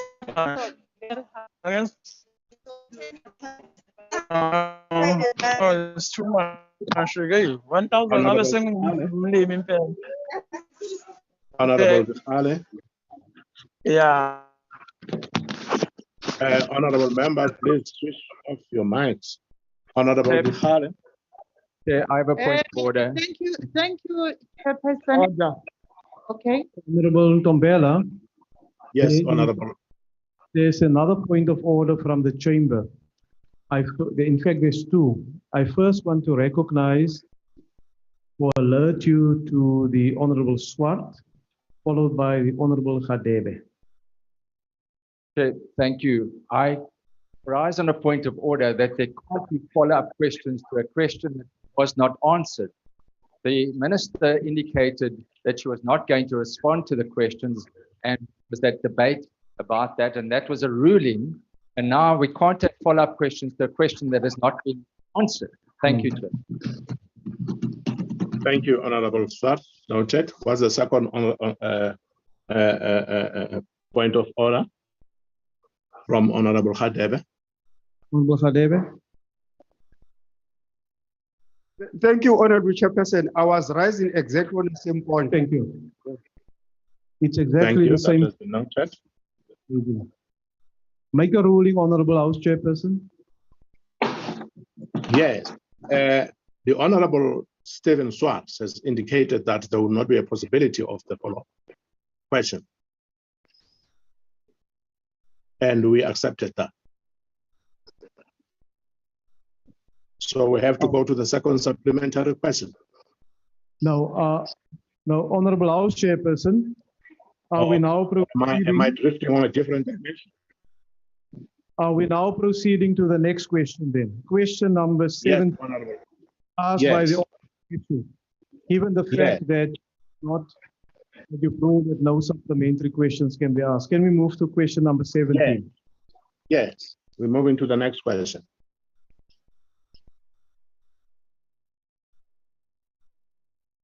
Which is question number 17. Mr. Polik, Chairperson. Okay. It's the question asked by the Honorable Mishra, the Minister of Police. Honorable House Chairperson, there is another point of order from the Honorable Hill Lewis. Honorable Hill Lewis, what's the point of order? Thank you, sir. I would simply ask that you refer the minister's conduct and your own ruling to the Rules Committee. Thank you very much. Noted. We now go to question number 17 that has been asked by the Honorable K.R.J. Mishra to the Minister of Police. The Honorable Minister. Honorable House Chairperson, there is another point that a member, the Honorable Minister of State Security, wish to rise upon. I would ask her to clearly say which point she's rising on. Honorable Minister. Chairperson, on a point of order on the issues that have been raised previously by Mr. Hill Lewis, there is a letter that was sent to the Speaker on the 23rd of the 2nd month that requests for the deferral of this question to the Joint Standing Committee on Intelligence. So it's not as if I woke up this morning and I decided I did not want to answer questions for Parliament. Thank you, Honorable Minister. The Honorable House Chairperson that's presiding from the virtual platform has already ruled on the matter that we will proceed to the next question. Honorable Ntombela, may we proceed to question number 17? Yes, as I've said, Honorable Chair, that's correct. Question number 17, as asked by the Honorable K.J.R. Mishra. The Minister can respond. Can I now respond? You can respond, Honorable Minister. Thank you. I've been waiting. Thank you very much, Honorable Chairperson. The answer given today is a very short one, but it has been updated. I don't know whether to give before the following question or wait for the second question. But that time, the above mentioned matter was still under investigation. Now it has been investigated. So I don't know whether I go and wait for your question or I give it.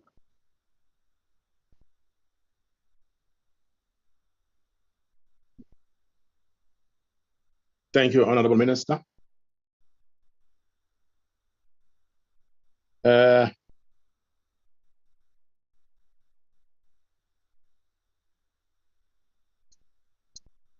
The first supplementary question on the same question was supposed to be the Honorable Mishra. Honorable Mishra, do you have a supplementary question? Yes, thank you, Chairperson. I'm sure the Honorable Minister will agree with me that it is unfair and totally wrong for South African citizens to pay at least 3 forms of taxes for their safety and security. Besides the normal tax we should all pay to government for our security, we will have to pay we still have to pay private security companies to improve our protection because of poor police visibility and their ineffectiveness. In addition to this additional expenditure for security, some individuals local businesses, and thirdly, even early childhood development centers in some areas have to pay extortion fees to gangs for their protection, which should not be the case. My question is, as the South African police have allocated resources to investigate ongoing complaints of extortion, how is this allocation going to be used to crush extortion gangs in South Africa? Is there a plan on how to do it, and will it be done? And when it is ready to be done, will that strategy be unveiled to us? Thank you. Thank you, Honorable Minister. Honorable Minister.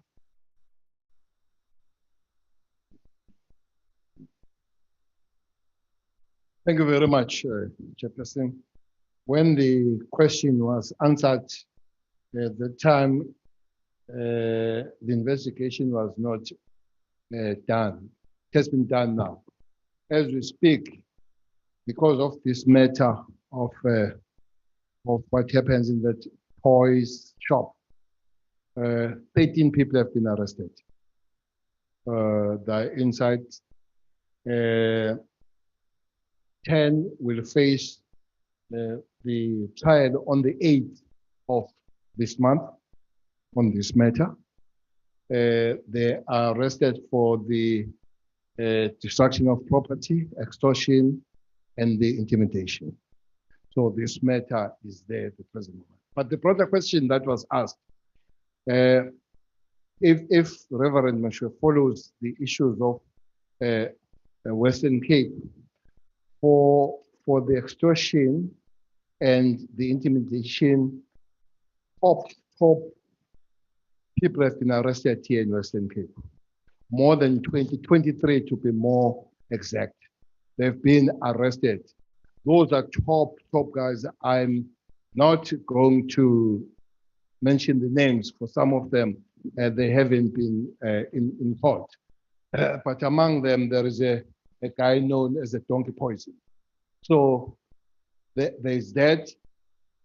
That happened after there was a meeting between the Office of the Premier, the MEC, the Minister, and the Office of the Mayor to create a committee that has been established to work together dealing with these matters.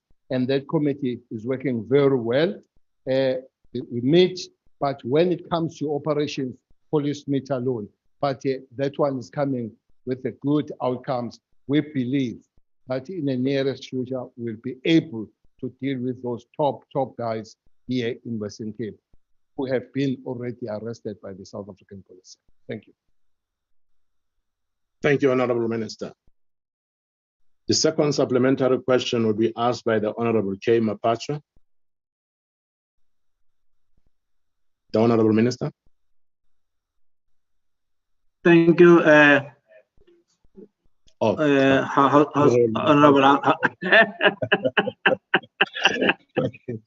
Go ahead, Honorable Member. Thank you, Honorable House Chair. I think the Honorable Minister has covered my question, my follow-up question that I wanted to ask him, but I may do that, Chair. That can the Minister provide us with the number of extortion rackets operating in the Western Cape, and which sectors of the economy those protection rackets are operating? And has the SAPS identified through its crime intelligence who are operating these protection rackets, and what measures are being taken to neutralize them? Thank you, Honorable Chair, House Chair. Thank you, Honorable Member. Honorable the Minister. Chairperson, the origin of extortion of the gangs in Western Cape is quite an old one, but there were determined kind of businesses that were always targeted. The most targeted business was the nightclub in Western Cape. Unfortunately, nightclubs were closed during pandemic. Some of them are still closed. Actually, are still closed now. So these guys who go, or gangs who go for extortion, they move to the softer targets. Those targets would be ordinary coffee shops, ordinary restaurants, where they went for the extortion. But not only that, for the first time, it moved to the townships. For instance, they will go to the house where there is a backyard, and they will ask to somebody, how much are you paying in that household? If you pay 500 rand, they will go to the household and want the 10% of that 500 rand. It is on that score that we came and we created this team. As I've said, this team is doing well.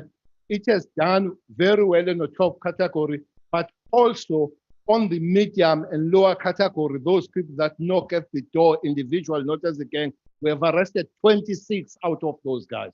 So the team is doing very well.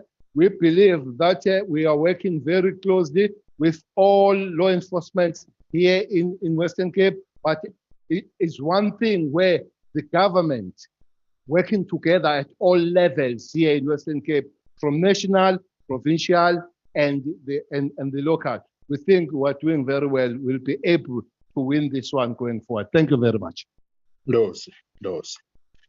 The third supplementary question will be asked by the Honorable Machozi. And after the last question, I will hand over to the Honorable Flora. Honorable Machozi. Thank you, Honorable House Chair. Thank you to the Minister for responding. We are seeing that the Minister is blowing his own horn, and maybe because of the record task team, maybe is doing the work. But Honorable Minister, since the record task team is doing the work, when can we receive a report regarding all of these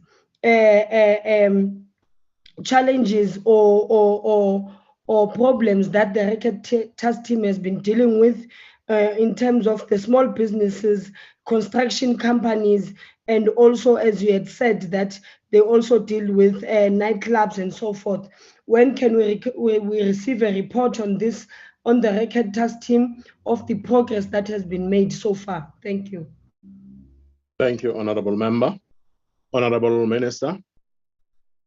Well, the chair of the portfolio committee is here. I'm sure she will just make a call. Will be at the doorstep. Thank you very much. Thank you very much, Honorable Minister. We now go to the last supplementary question, which has been asked by Honorable O.S. Tablans. The Honorable Minister. Baie dankie, Voorsitter. Minister, you have partially answered my question. I just want to know, if you can maybe indicate without mentioning names, whether these people, the arrested people, are they in fact members of a gang? And I heard that you made, or the police rather, made quite a few arrests. Are there still people that you must still arrest?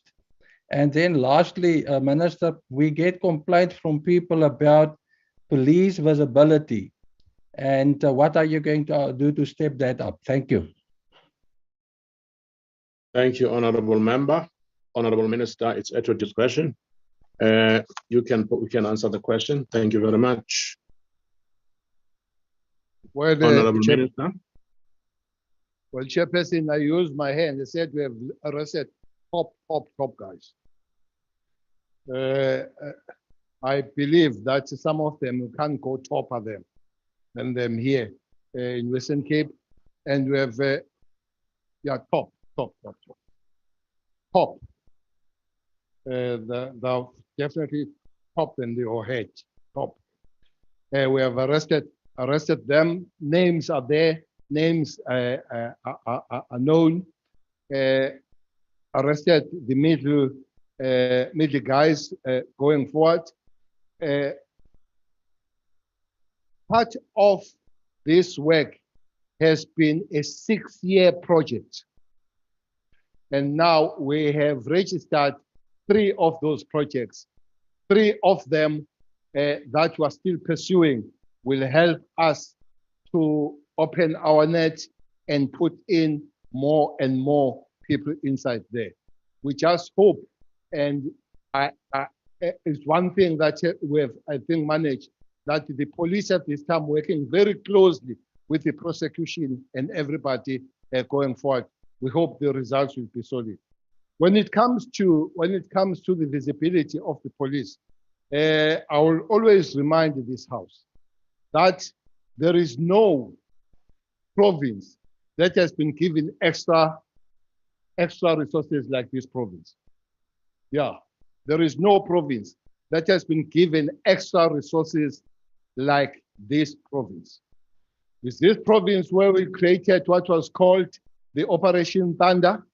Is this province where we created a new AGU? Is this province where we supplied more cars?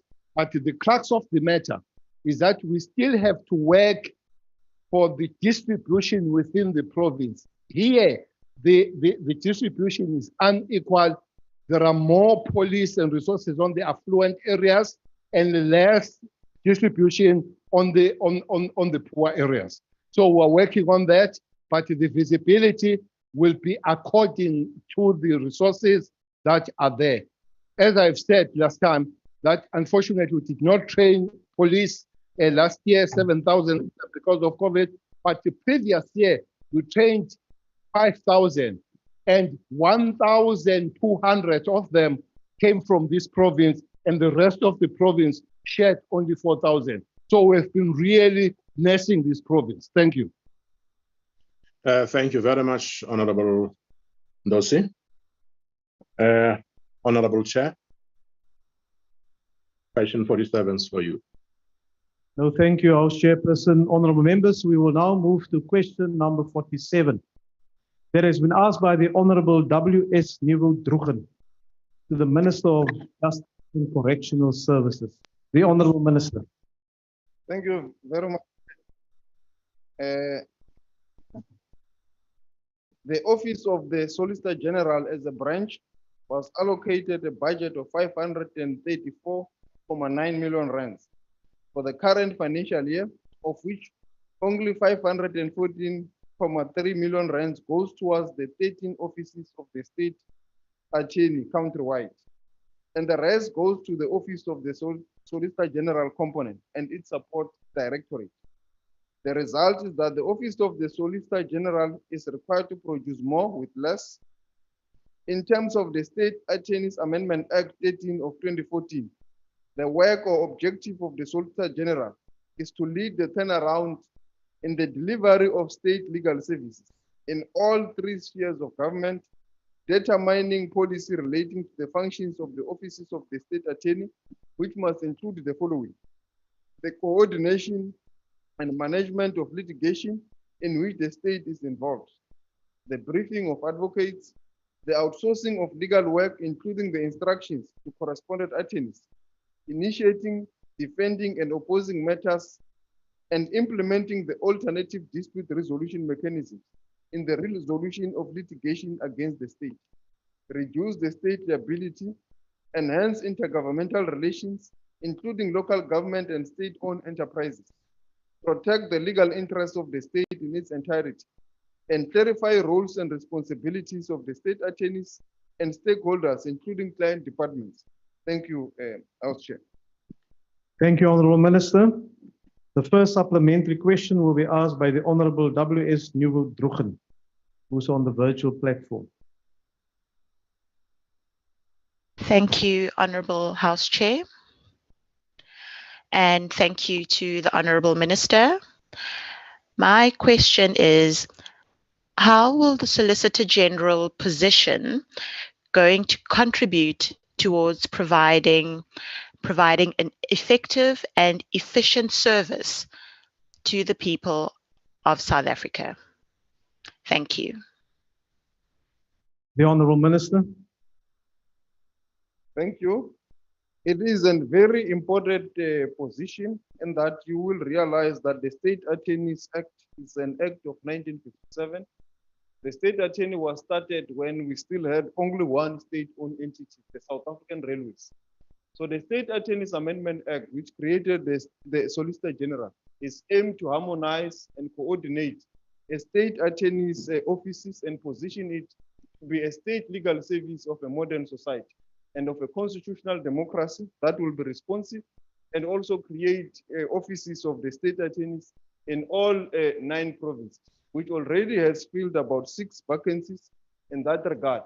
And we are confident that this work of coordination and of resourcing and also of modernizing the state attorney is on track, and it will enable us to save the state a lot of cost in terms of litigation and also in defending the interests of the state. Thank you. Thank you, Honourable Minister. The second supplementary question will be asked by the Honourable Self. Thank you, Chairperson.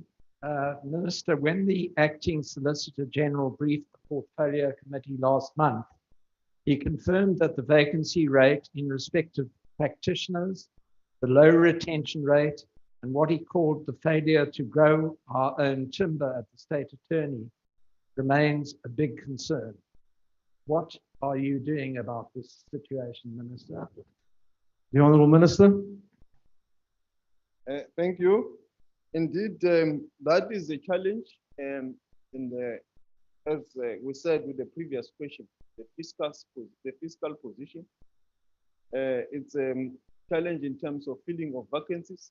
But as I've said earlier, the Solicitor General has already filled 6 positions of heads of state attorneys in 6 provinces, and in the process to fill other provinces. And we are supporting the work.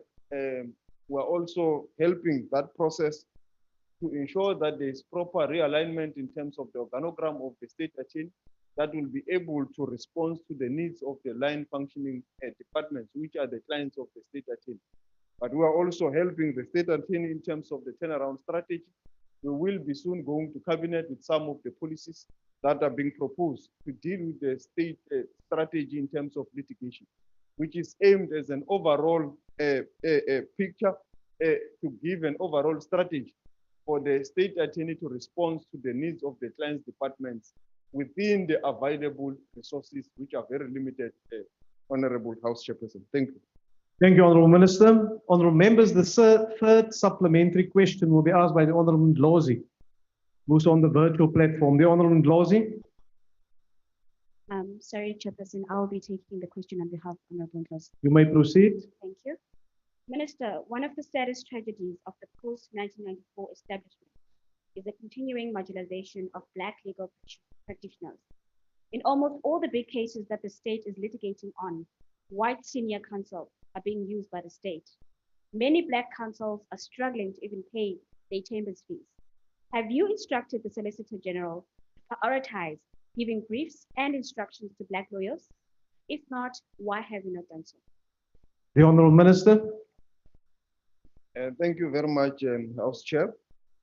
I think there is an incorrect misconception in the public domain that all the briefings to councils and even by state-owned entities and local municipalities come from the office of the state attorney.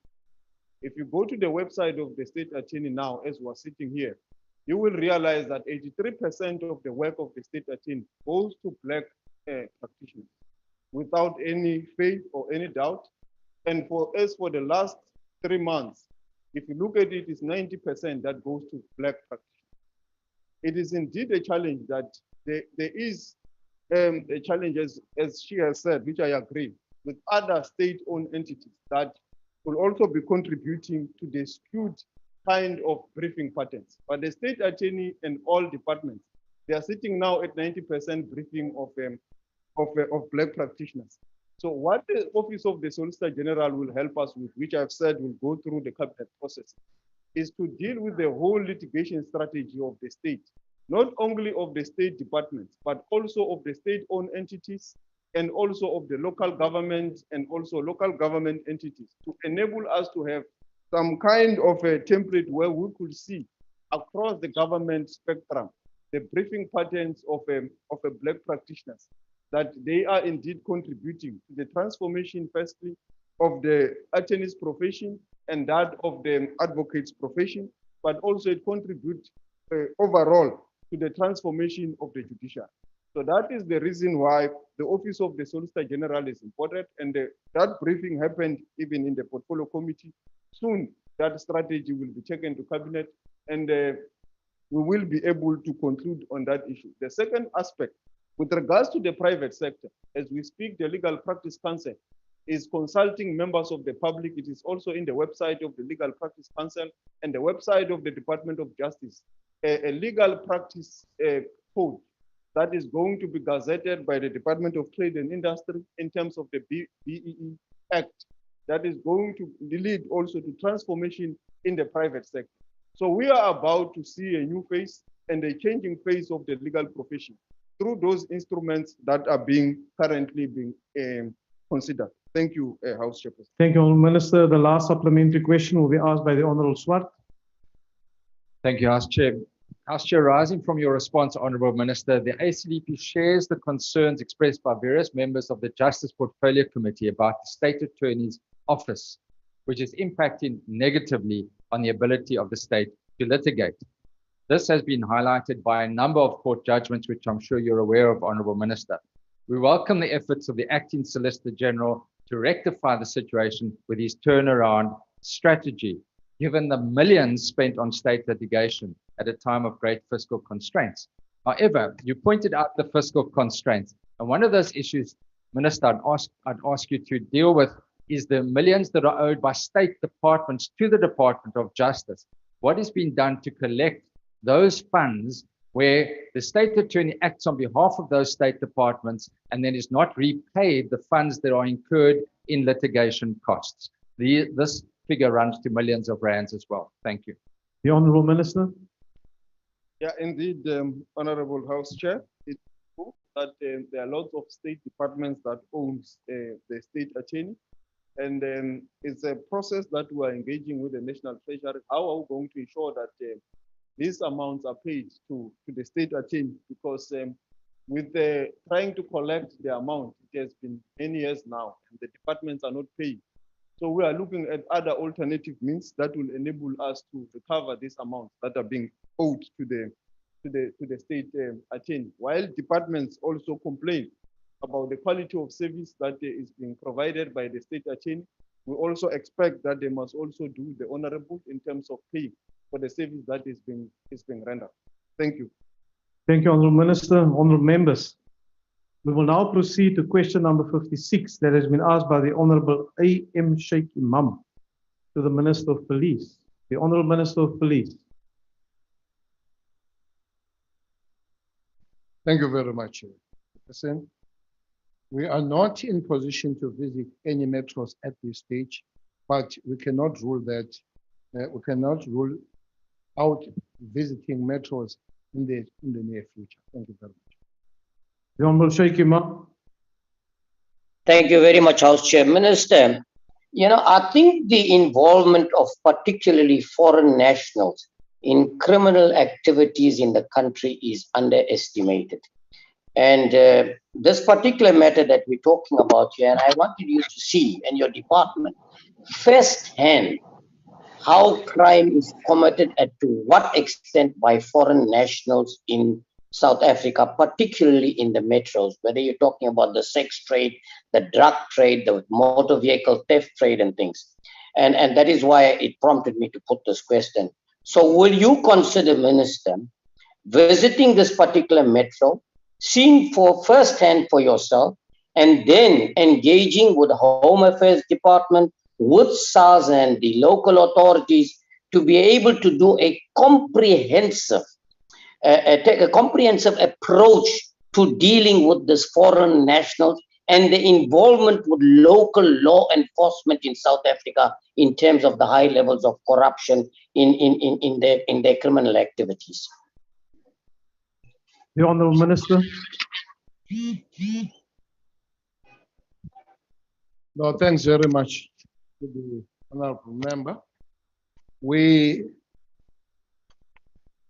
as the law enforcement agencies and the police service members in particular, we start by looking at the criminal activities and the criminal.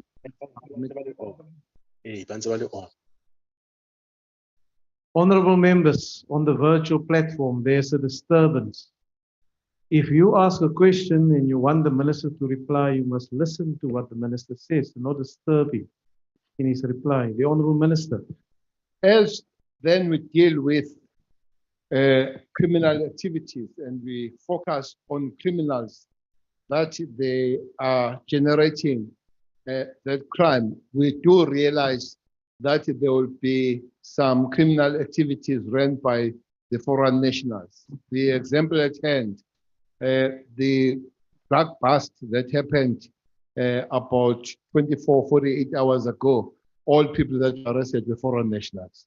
Out of that half a billion bust were all foreign nationals. Indeed, when you speak to Honorable Minister Lamula and you check on the correctional service, there are quite high figures of some foreign nationals that are in our correctional service. I think Zimbabwe leads at the present moment, followed by Mozambicans, the Basotho and all. So we have quite a big population, a community of foreign nationals that are here. So having not visited metros per se, most of our police stations, Honorable Member, of the South African Police Service member are situated on the metros. I would guess that even here in Western Cape, more are here in KZN eThekwini, more are in eThekwini, in Johannesburg. So we have created a situation, I must say this, where the Metro Police in all other places are working much better with the South African Police, with the exception of Western Cape.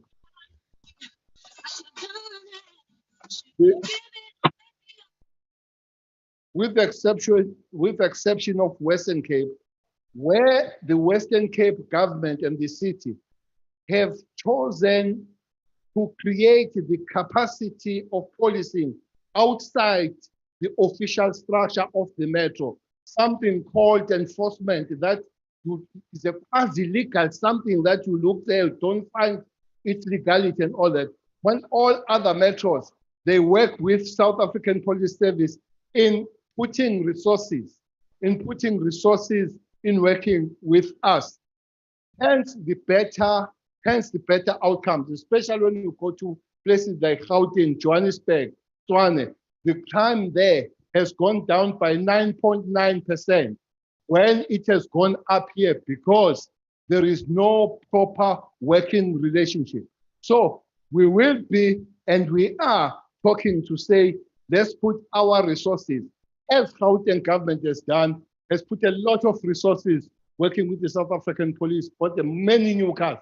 Here, they work outside that established structure. So rather than people saying here is nonsense, let's sit down and create sense out of your nonsense so that you are able to work together to fight crime without looking at political affiliations. Thank you very much, Chair. Thank you, Honourable Minister. The second supplementary question will be asked by the Honourable Peacock. Thank you, House Chair. How does the Minister intend to manage the situation of crime and corruption in both the public and the private sector in order to restore trust in those sectors? The Honourable Minister. Well, when it comes to the South African Police Service issues of criminality and corruption, you would understand that we have structures that are working on that. Today, we had a good meeting with the South African Human Rights Commission, which is one area that oversees the working of the South African Police Service and other structures. But also we have our own structure internally called ACU, is Anti-Corruption Unit. We have the IPID that is working with the police issues of criminality and corruption. We have the portfolio. To be honest, South African Police Service is one structure that is so much over-policed by the other structures. And then we are confident that those structures are there to oversee the question of corruption and criminality within the police. But it is also the job and task of the police maybe at one stage, one have to bring the long list of people that have been arrested for corruption and criminality, especially when it comes to local government and provincial governments. So it is the answer on this one is that we'll have to arrest those people that are from the private and public sector, but also clean our own house so that we are able to go forward dealing with these matters. Indeed, now and again, we have accepted to say we do have rotten elements within our own ranks, but the vast majority of the members of the South African police, they are good people doing their work. That's why the correctional service are almost over 25% overpopulated. And all those people in prison, they don't go there on toy. They are sent there by the police when they've done their job, good investigation, and people are given a life and long sentences. For the information, the last 4 outcomes of cases of 2 police, the solo pule and the other pule from Egruleni, and the Madiba young woman and the others, all those people they've got between 20 years and life because the police have done good work investigation going forward. So we will do to make sure that across the board, we do our investigation, but also we do our own internal cleaning. Thank you very much.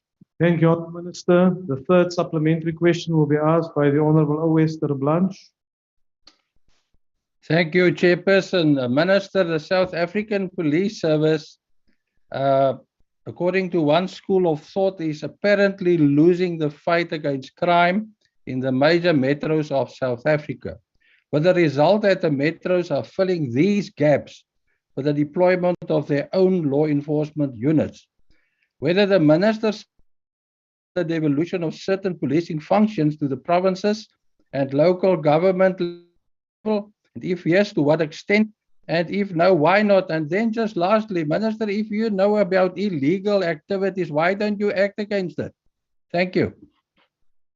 Honourable members, before the Minister reply, may I remind you that the follow-up question consists of one question only. The Honourable Minister. Well, Chairperson, the Honourable Member, the former General of the South African Police himself, General Teleblajo, Major General Teleblajo, he understands this organization very well. It's a lot of work that he left before he could do it. Maybe if he's invited, he can come back and do it. He was supposed to build a lot of police stations there in case that any instance as one of them, he didn't do his job. Maybe that's why we're having a problem. If he has done his job, would be good now. Having said that,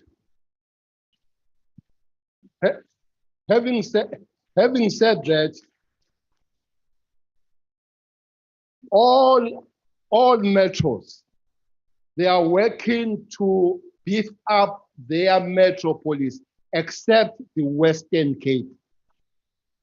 Western Cape, they've created, they do have the metropolis, but they've taken all their resources and created what is called the law enforcement. That law enforcement does not account anywhere except themselves. For instance, Metro accounts to the IP and the National Commissioner.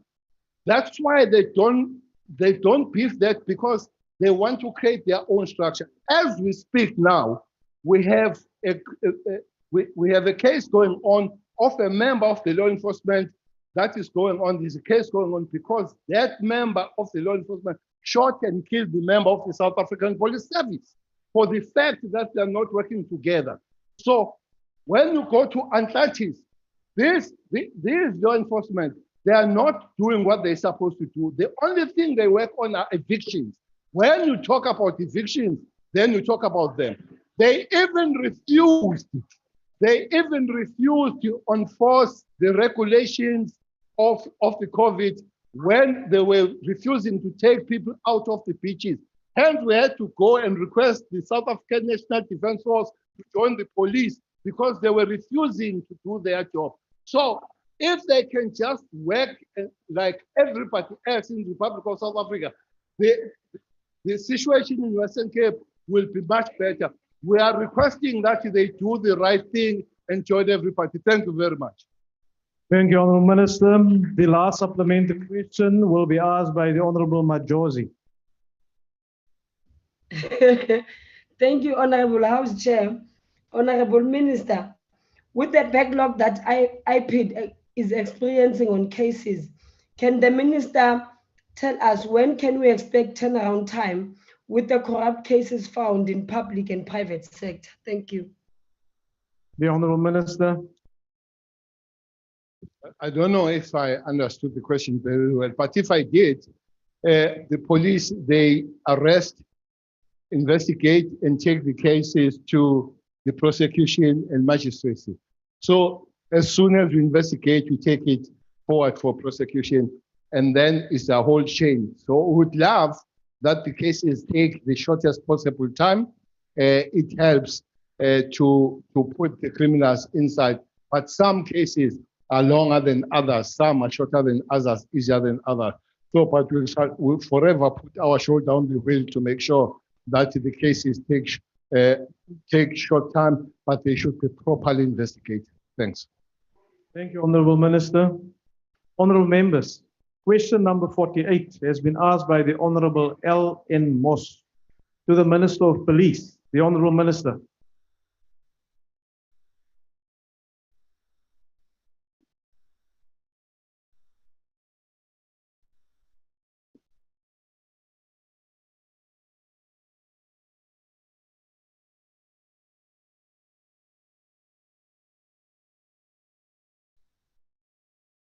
The question number 4, unfortunately, or fortunately, is a very similar question that has been asked by Honorable Hunevald. And the answer is almost similar, that says the evaluation of the outcome of the amnesty is not yet finalized. The future amnesty will be considered once the evaluation is completed. So it's the same question. If we repeat, so surely you repeat after me kind of answer as we go forward. Thanks. Thank you, Honourable Minister. The question was allowed, so I will ask the Honourable Moss if there's a follow-up question. The Honourable Moss.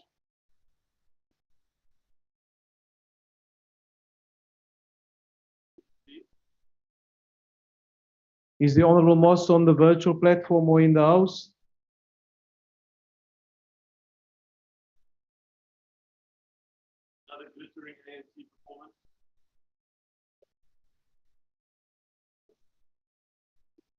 Let's allow the ANC space to deal with the question. Honorable Minister, what is the approach of the minister? What is the approach of the police minister in addressing the question of the firearm amnesty that has expired? Honourable Minister, that is the follow-up question.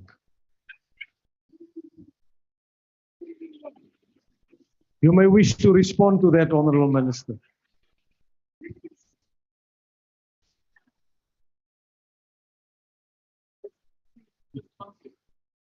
I thought it was the rule to make a follow-up question on the question asked.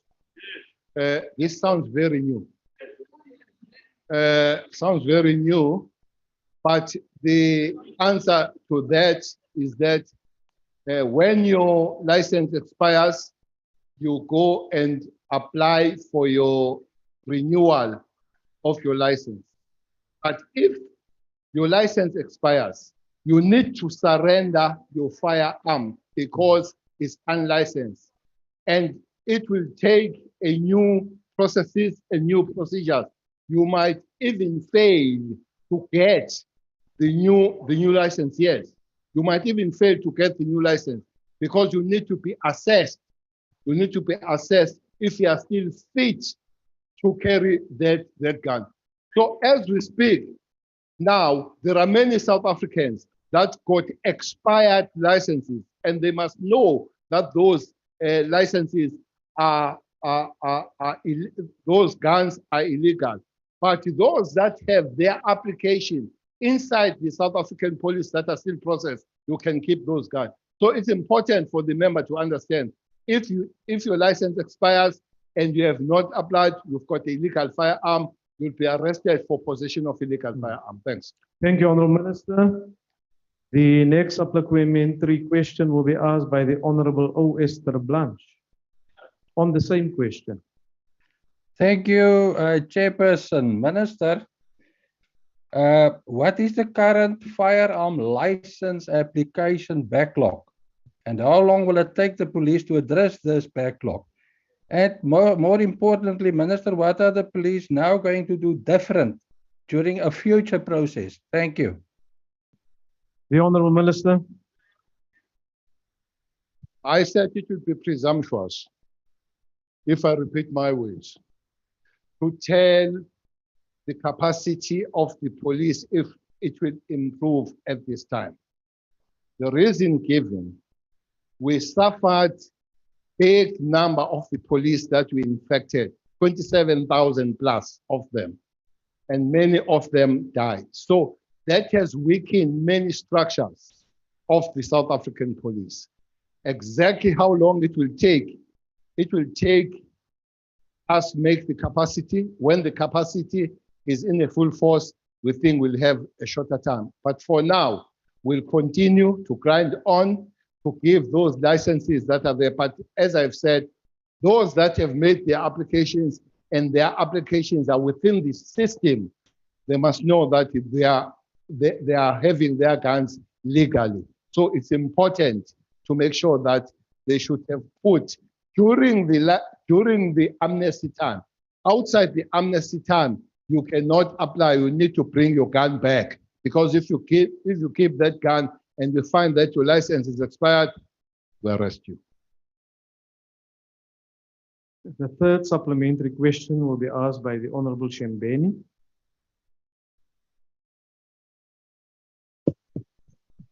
Thank you, Honourable Chairperson. Thank you, Honourable Minister.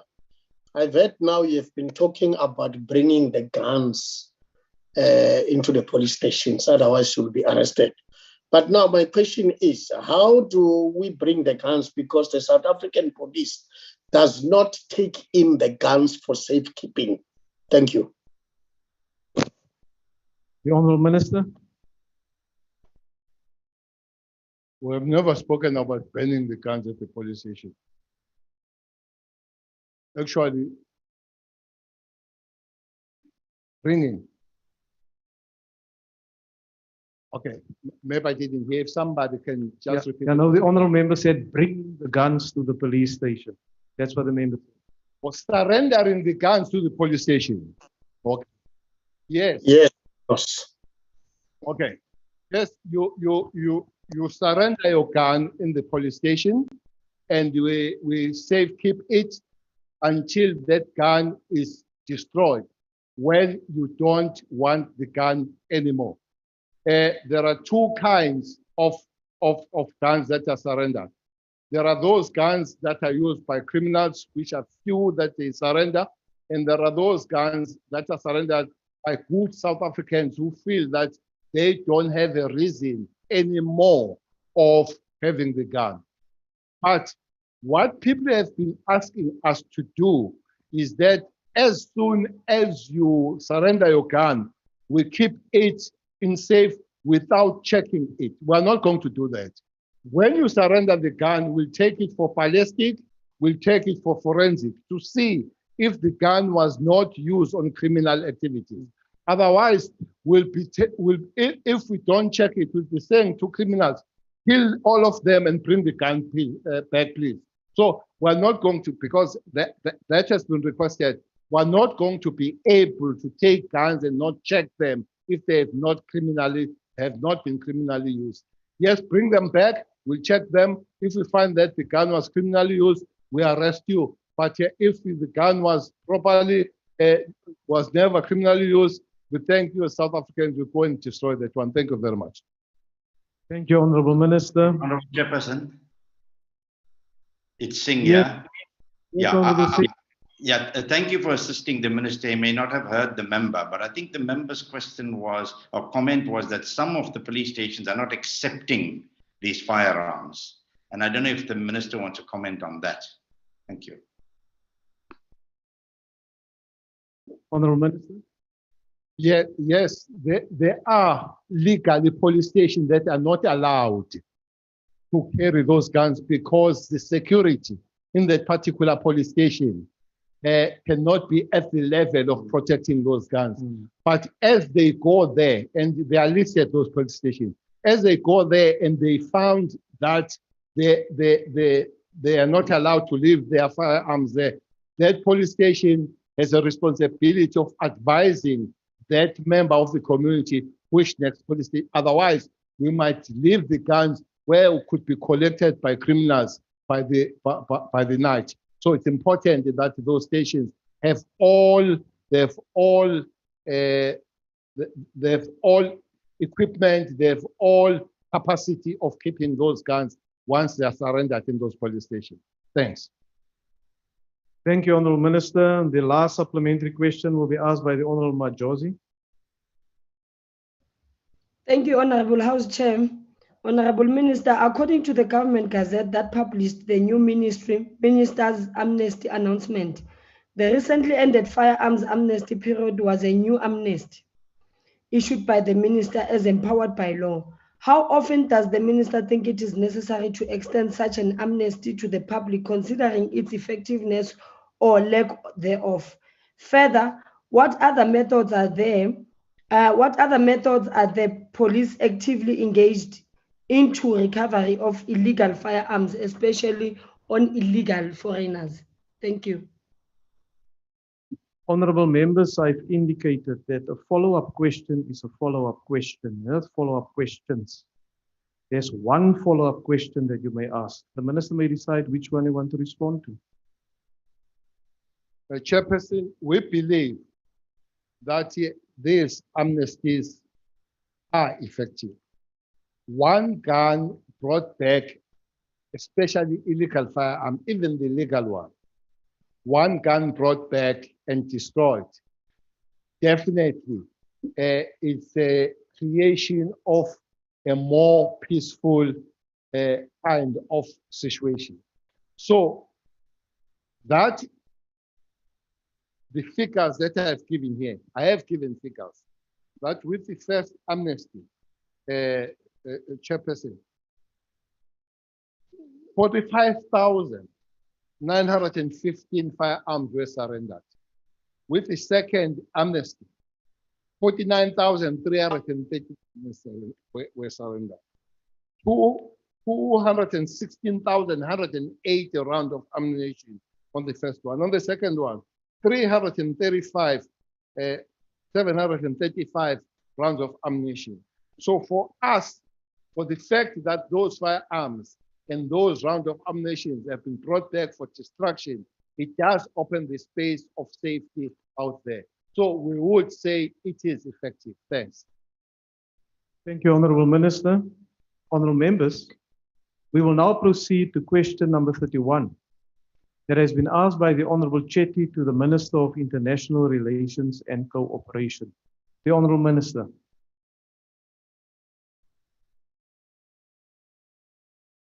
Thank you very much, Chairperson. The response is as follows.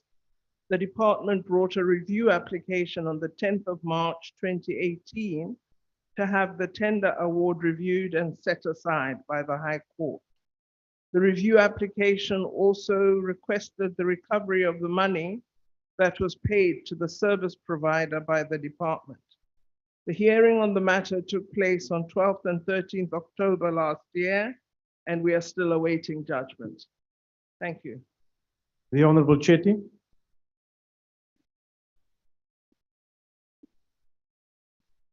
Thank you, Chair. Honorable Minister, according to the annual report of the 2017-2018 financial year on expenditure management, the Auditor General reported the following on the New York City project. Illegal expenditure amounting to 117,720,000 was incurred on design, construction, operation, maintenance, and finance of office and residential accommodation for the South African diplomatic missions in Manhattan. Minister, What does the department have to show for the 118 million? Is there a title deed? Is there a vacant piece of land? Or is there a dilapidated, burnt down, abandoned building? Minister, your suspension of the Director General Mohai is seen as a smokescreen protecting other senior officials who are closely linked to senior ANC leaders. Are you going to suspend Ambassador Jerry Machira or the CFO, Kaifel Zamashu, or any other person in the department for their roles in the controversial 180 million rand New York City project? And if found guilty, will you lay criminal charges against all these individuals to recover the money? If not, why not? Thank you. The Honourable Minister. I believe the question asked what had been done. I have answered the question and the actions of the department arising from the 10th March approach to the court. I cannot deal with the matter of the suspension of officials of the department, since this is dealt with in terms of the Public Service Act and the Labor Relations Act, which governs the rights of all public servants and workers in the country. All who are impacted or implicated in terms of the need to pursue measures against them, given their actions in this matter, will be undertaken, and we are proceeding with this matter as we see best as the ministry and the department. Thank you. The second supplementary question will be asked by the Honourable Nkosi. Thank you, Minister. Seeing that the ministry is proceeding with investigations, are these going to be done internally or externally? The Honourable Minister.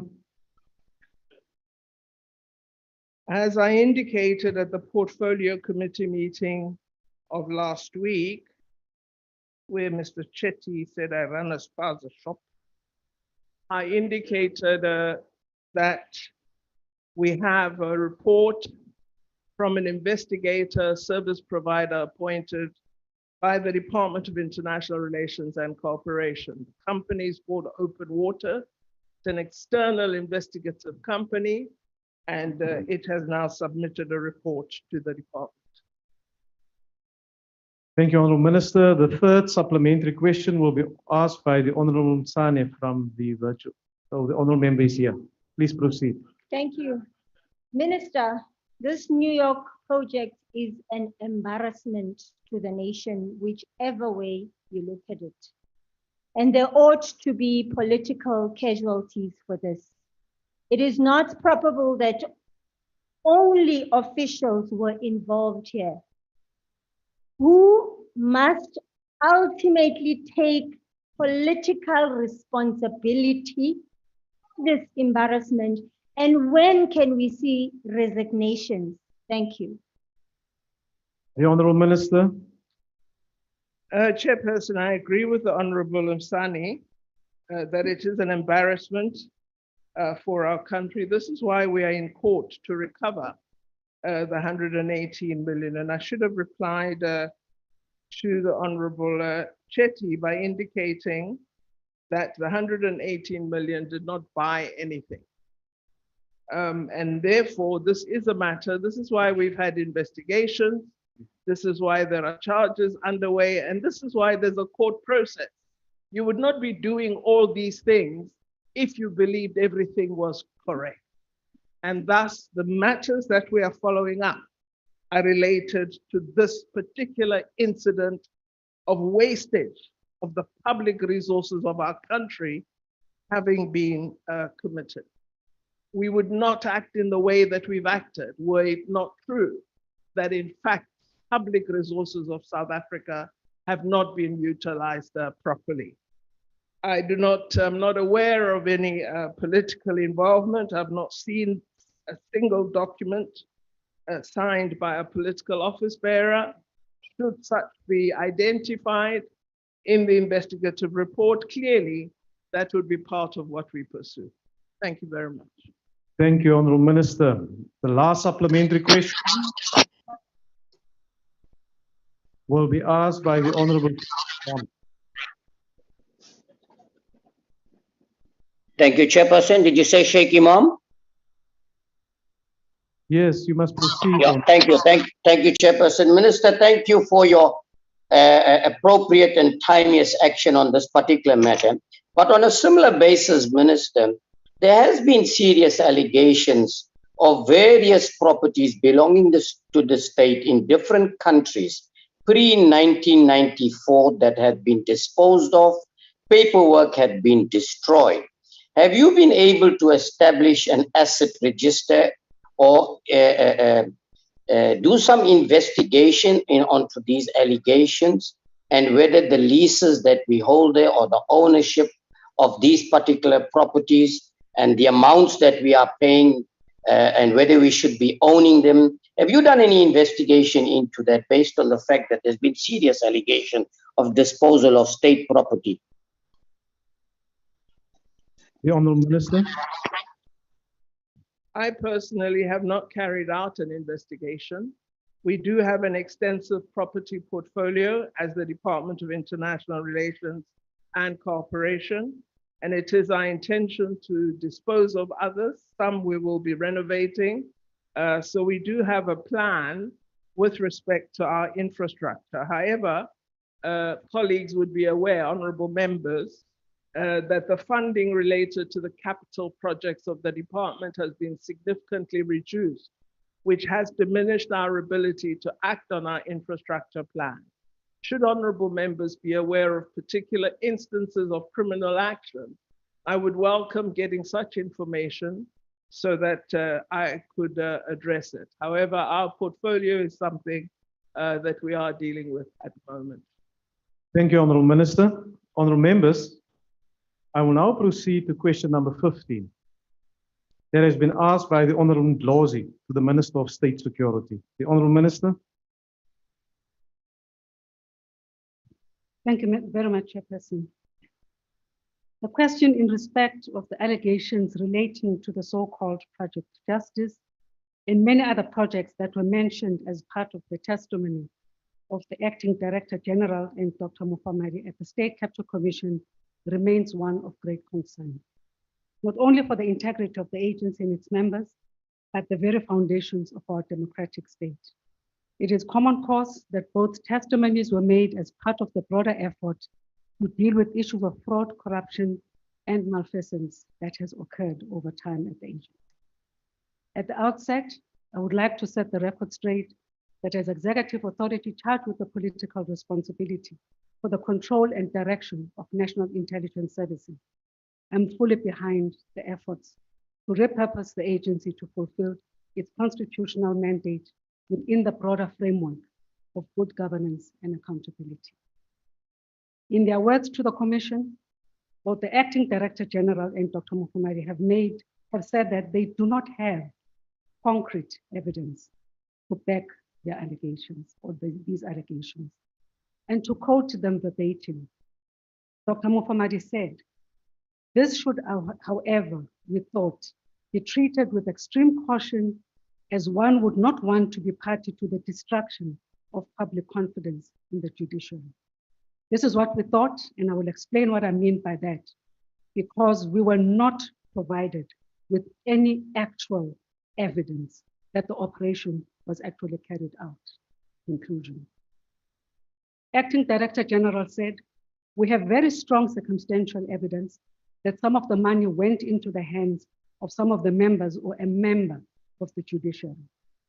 What I do not have sitting here now is absolute concrete evidence of that." In addition to the evidence of Ms. K, who testified in camera, the inconclusive nature of the allegation was confirmed by the admission that the investigation into the so-called Operation Justice was ongoing. Below is the verbatim extract of that confirmation between Ms. K and Advocate Pretorius. Advocate Pretorius said, "The statement that the project was intended to influence state power and exercise control over the judiciary, is that consistent with your knowledge of what you were told about Project Justice?" Ms. K responds and says, No, not verbally. We were not told that. We just discovered it in the submissions, the documentation." Advocate Pretorius further says, Acting Director General Jafta gave evidence this week that the investigation into Operation Justice were continuing. Is that correct? Can you confirm that as part of the investigation? Ms. K responds and says, the investigation is ongoing. However, I think I have to postpone my response to this and include it in my statement. Chairperson, I'm therefore concerned with aspects of the testimonies that were given at the State Capture Commission, especially in light and in relation to allegations on the so-called Project Justice. The allegations that have been made by both the Acting Director General and Dr. Mufamadi in respect of the so-called Project Justice have not been verified, nor has there been any evidence presented to the Minister with respect to what was said in the testimonies. I have on more than one occasion, following the testimonies of both of them, asked the Acting Director General to furnish me and my office with information relating to this project. And up until this morning and up until this point, I do not have much information at my disposal.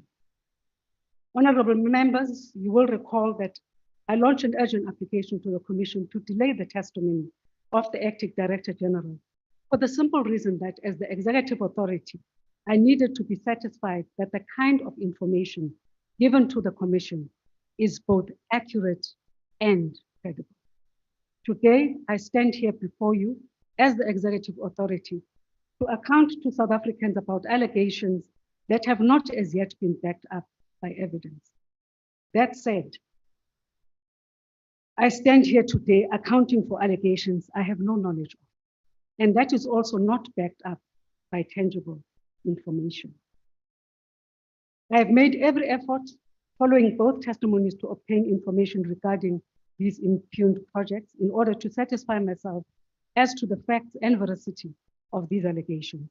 I have, as a matter of fact, directed the head of the domestic branch of intelligence to initiate an investigation, a forensic investigation into these allegations, as these alleged transgressions occurred in the domestic branch.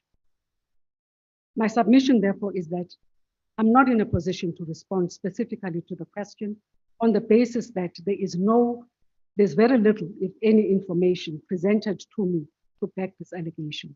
As I mentioned, I have on several occasions up until this morning requested the DG to furnish my office with more information relating to the allegations against members of the judiciary. I took an oath of office as a member of parliament and as a member of the executive to honor and respect the Constitution of the Republic.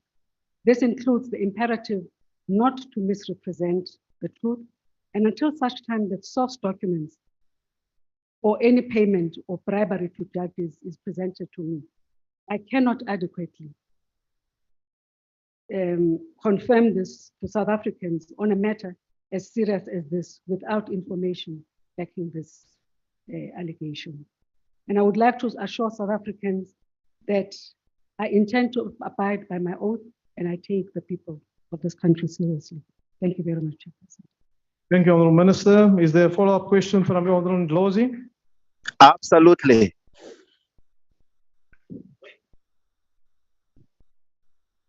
Can I proceed, Honourable Chairperson? Yes, I've recognized the Honourable Member.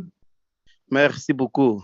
Minister, your answer is a fundamental abdication of responsibility on one hand, but on the other, a fundamental admission that you're not in charge of the secret services in this country. The very act of you trying to stop your DG from going to testify, not knowing what he's going to testify about, also attests to the fact that you are presiding over some people or people who do not trust you, who do not relate to your authority. Why shouldn't you be removed? Because all of this just means you are either incompetent or the secret community or the intelligence community has complete distrust on you. Here we have a serious infiltration of the judiciary. Why would the DG give you any information if she did not inform you about going to the State Capture Commission in the first place? So isn't this very answer an indication of your fundamental incompetence on one hand, or the fact that you're not in charge in that department. There's a point of order that I wish to entertain. Can you just hold there, please, so that I hear and listen Okay. to the. What is the point of order, honorable member? I'm raising on a point of order that the honorable member must ask a question instead of bringing a political statement in. Thank you, sir. If you look at the rules, honorable member, you will see that the rules allow for the person, the member who asked the question, to have a political statement as well before the question is put. And that is what the honorable member has been doing. So I will allow him to continue. Please continue, honorable member.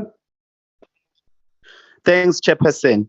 So in essence, Minister, we are saying you are presiding over the most disorganized, chaotic intelligence service ever in history, which is a danger to the country. The question is, why do you think they will ever give you any information? Because the very admission that they did not tell you that they are going to testify, you don't know what they're going to testify about, is an indication of you not being in control. As a result, in line with your oath of office, shouldn't you step down? Shouldn't this task go to people that can actually get the work done? Because the infiltration of the judiciary is a serious threat to this country. And there is more than on one occasion being said that it has been infiltrated by intelligence services in the country. If you can't solve that, why are you there? Thank you. Thank you, honorable member. The honorable minister. Thank you very much, Chairperson. I reject with contempt the assertion that I am incompetent. I have worked for this government both as an official, as a head of department, and the record of my competence is known by many.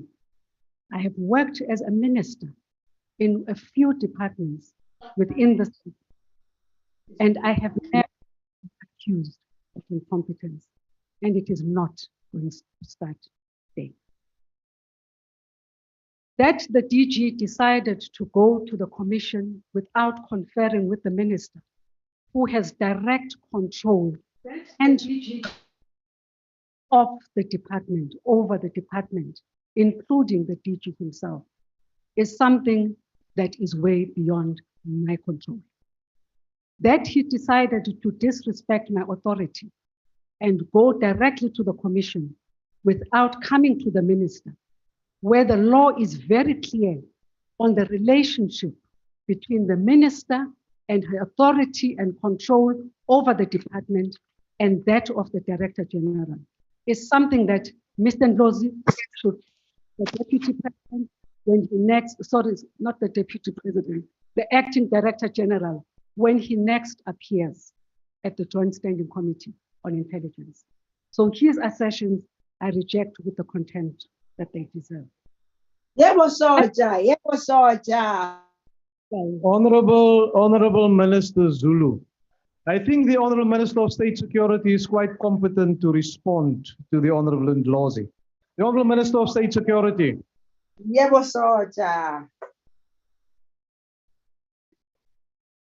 As for my removal from office based on his assertion, maybe he should go to the president and have a conversation with him on the matter, not with me, certainly. Thank you.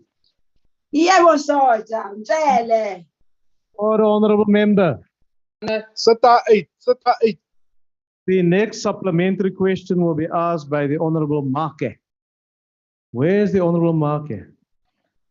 If you can't give results, you should resign, period. Honorable Ndlozi, you asked the question.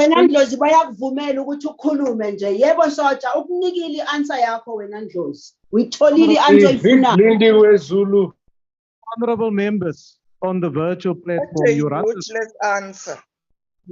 the risk to remove that virtual platform. If you don't stop with your interjections now, I will ask the Sergeant at Arms to remove you without further delay. The Honorable Marke. Thank you, Chairperson. I think the Minister has said a mouthful.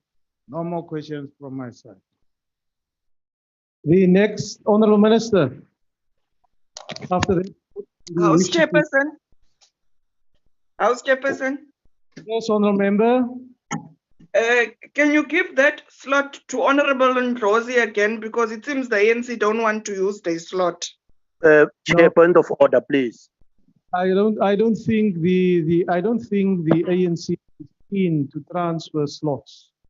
The honourable member Now made we use. can give him that slot to go and fetch ice. Honourable members, just remain calm, stay relaxed. Late in the afternoon, and we're almost done with the session. The Honourable Kohler. Thank you very much, Chair. Since former Minister Sidney Mufamadi's testimony that state security agency funds are used to bribe judges and pay off journalists to defend and promote Jacob Zuma's inner circle, really all we've had is radio silence. Project Justice is not new. It did not happen under this minister or the previous minister or like this revolving door of ministers. It's from way back when. And of course, there's been plenty of time to hide evidence. Now, Minister, are you perhaps working with the Judicial Services Commission? Perhaps they will work with the department in order to try and track down which judges were approached with bribes. Of course, it's a question, given the history, for example, of Judge John Kloppe's alleged approach to two Concourt judges to rule in favor of Zuma. We have the examples. And fair's fair, after your failed attempt to shut down the presentations to the Zondo Commission, those are the sort of questions that should be focused on rather than trying to flatten those who try to tell the truth. Thank you. The Honourable Minister. Honourable Kola Barnard, I'm the last person to stop people from telling the truth. And as I have said in my previous response, I was very clear about accountability and good governance. The fight against corruption and malfeasance, in the same way as the fight against espionage, it also is the responsibility of the people. Now, I did not want to stop anybody from talking about issues that relate to their work, that relate to the work on the fight against corruption, or even the fight on counter-espionage. I did not want to stop that. I have made it very clear that it was not even the first time that I had approached the judge on the matter of ensuring that there is consultation. It was the same with the IG. We were granted that. And this was an attempt of trying to ensure that information that is placed before the commission is credible and it has been verified. In this instance, as you can see from my presentation, this was not verified and this was not credible. Even Ms. Kay herself, who was smart enough to say, I will issue a statement because I can say no further on the matter because the investigation is ongoing. So I did not try to stop anybody from giving evidence before the commission. But I would want to also say, up until this morning, there was no document that says this is Project Justice. There is no such a thing as Project Justice. Project Justice, because this issue has now been ventilated in public, and that's why I was willing to come and talk to it today. No Project Justice exists in that organization. So there will never be a document that is found that speaks about Project Justice. There is a project that was spoken about at the commission, and it is in the testimonials, it is also in the transcripts.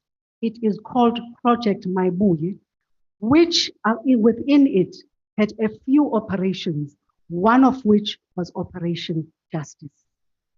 So, Member Barnard, I'm glad that you also sit on the JSCI, and you will understand how important accuracy and honesty is in any spy, if you want to call it that, or a member of the agency.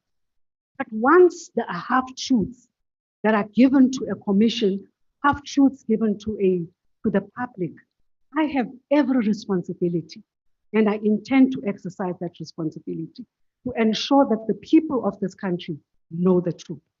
I do not want to set a narrative that says judges are bribed in South Africa, because I have no evidence to that effect.